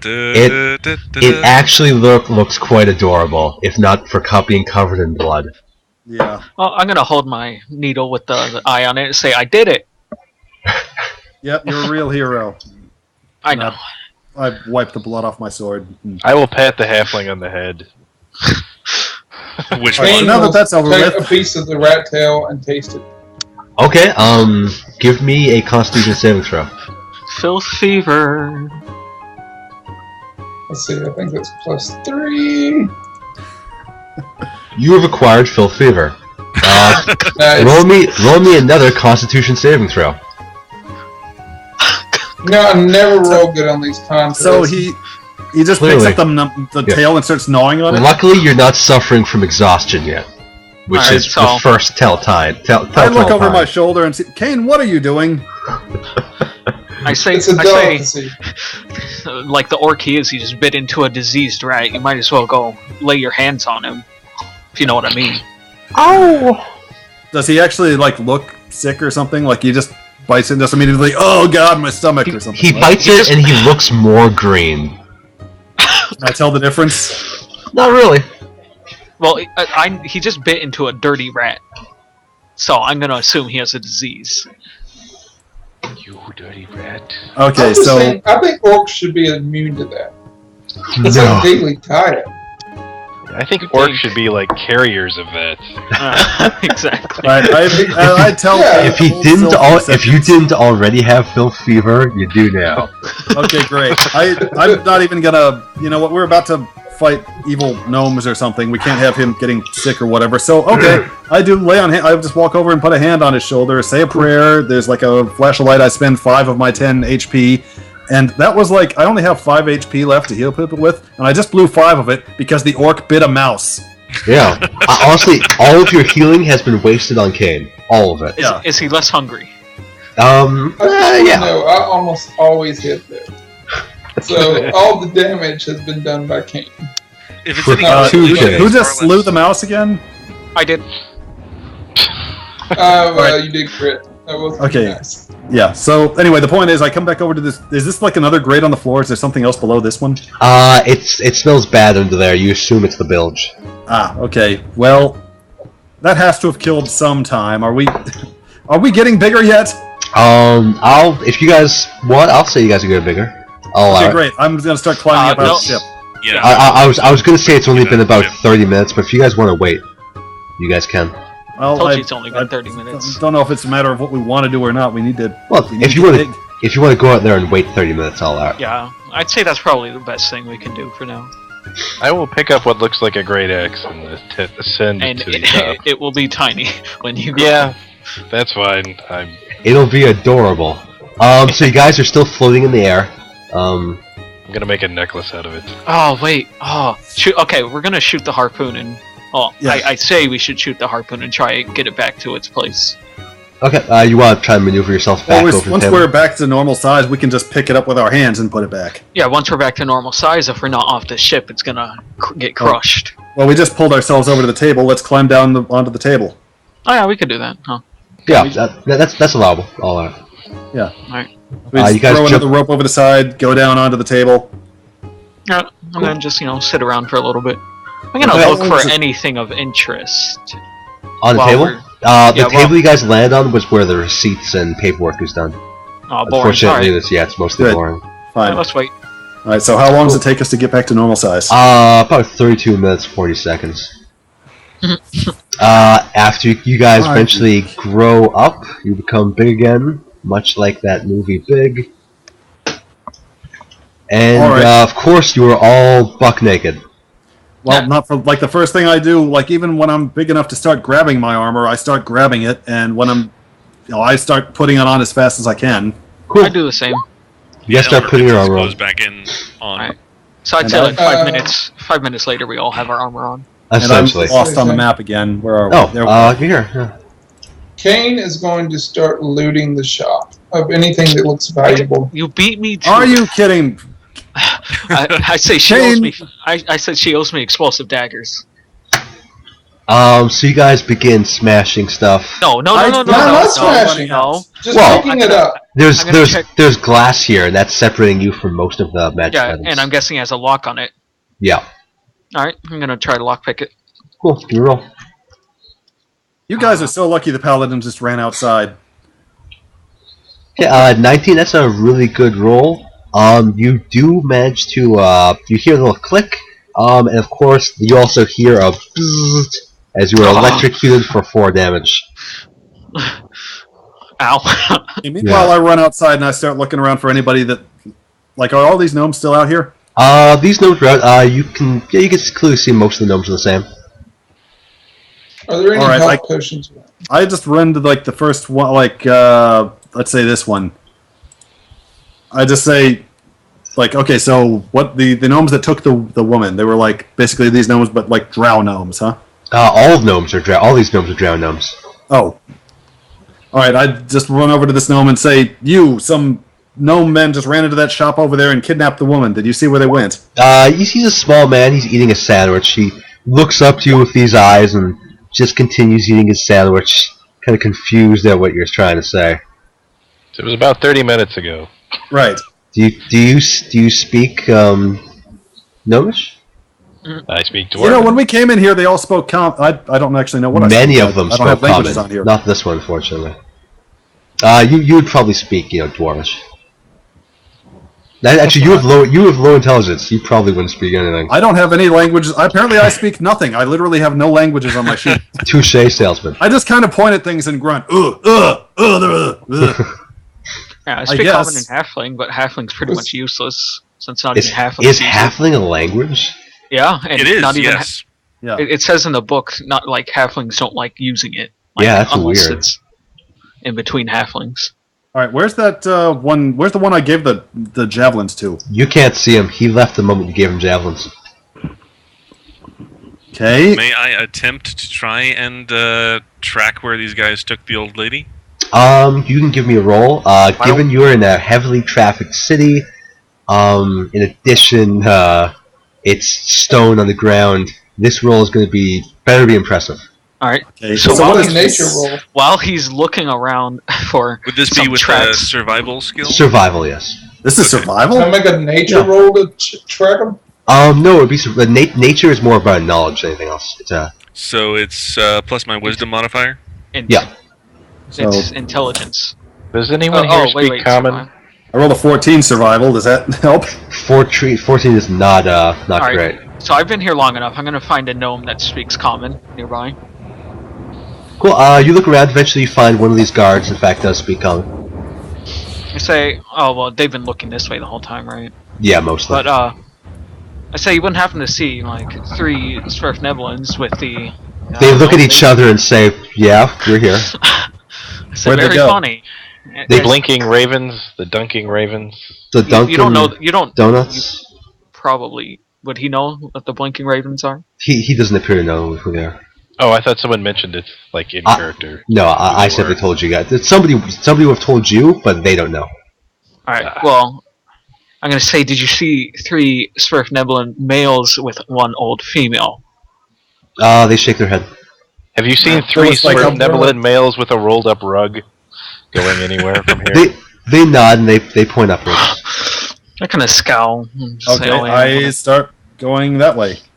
I will pat both of them on the head, and then I will go this way. Cool. You go that way, and you see the following. It's a hospital up ahead, by the way. Hospital that used to be a general store. Okay, Ah, great. Who's in here then? so it's not a general hospital? You see people talking. A couple of guys appear wounded outside. Guards again, and one guard's kind of overseeing the whole place. All right, I guess we've established now that the guards speak common. So as we come running in here, I just call up to the guard. You there? Have you seen 3 gnome men carrying a rolled up rug over the shoulders? It's been about half an hour ago. He's going to do a check. He's not much of a A guard. If rolled you up didn't see rug it. check. He says, "Sorry, but I've been focusing on the defenses here." Kind of. Oh my. All right. Shitty guard. He says we have orcs. You got a problem with that? Take it up with the king. You also have kidnappers, apparently. Oh, this guard is like really racially insecure. I whisper to Elmer in Halfling. Okay. Elmer does So not. I say, just don't talk to him. I say, What's all right. down this way? That way. That way's back. This. Oh, it's back the way we came. Yeah, it's back the way it came. While going up that way is towards the glow cap area. Are there Oh, yeah. signs of violence Oh yeah. anywhere? mushrooms. Aside from these bloodstains here on the bottom. I think the best sign you're gonna find is like fibers from a carpet. But honestly, I don't think you're gonna find any. Waiting 30 minutes was definitely not a great idea. Well, it wasn't so much an idea as we didn't have a Told you we choice should in have the taken matter. the ship. Yeah. We had a choice, but We you guys couldn't didn't take want the to fly ship. the ship. You guys didn't want to fly the ship. You had an empty contract and a magic sword.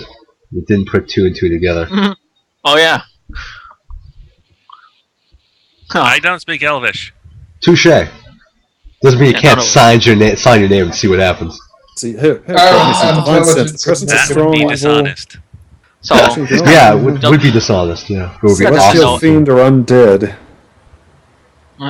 this guy doesn't know any of hands. you, so I'm going to say greetings. He kind of gives you a nod. So it's good to Is that see. a Good to corpse see on you a again. rug? No, that is a Swerfneblin. He is shirtless and he has a bow to his side and he's kind of sort of meditating inside of I this, say, this glow cap could you area. please- oh well, I'm guessing since you're meditating, you probably had your eyes closed. He nods. You wouldn't happen to remember hearing about 3 gnomes walking by. Maybe sounds like they're carrying something. He shakes his head. Says most people don't like coming through here.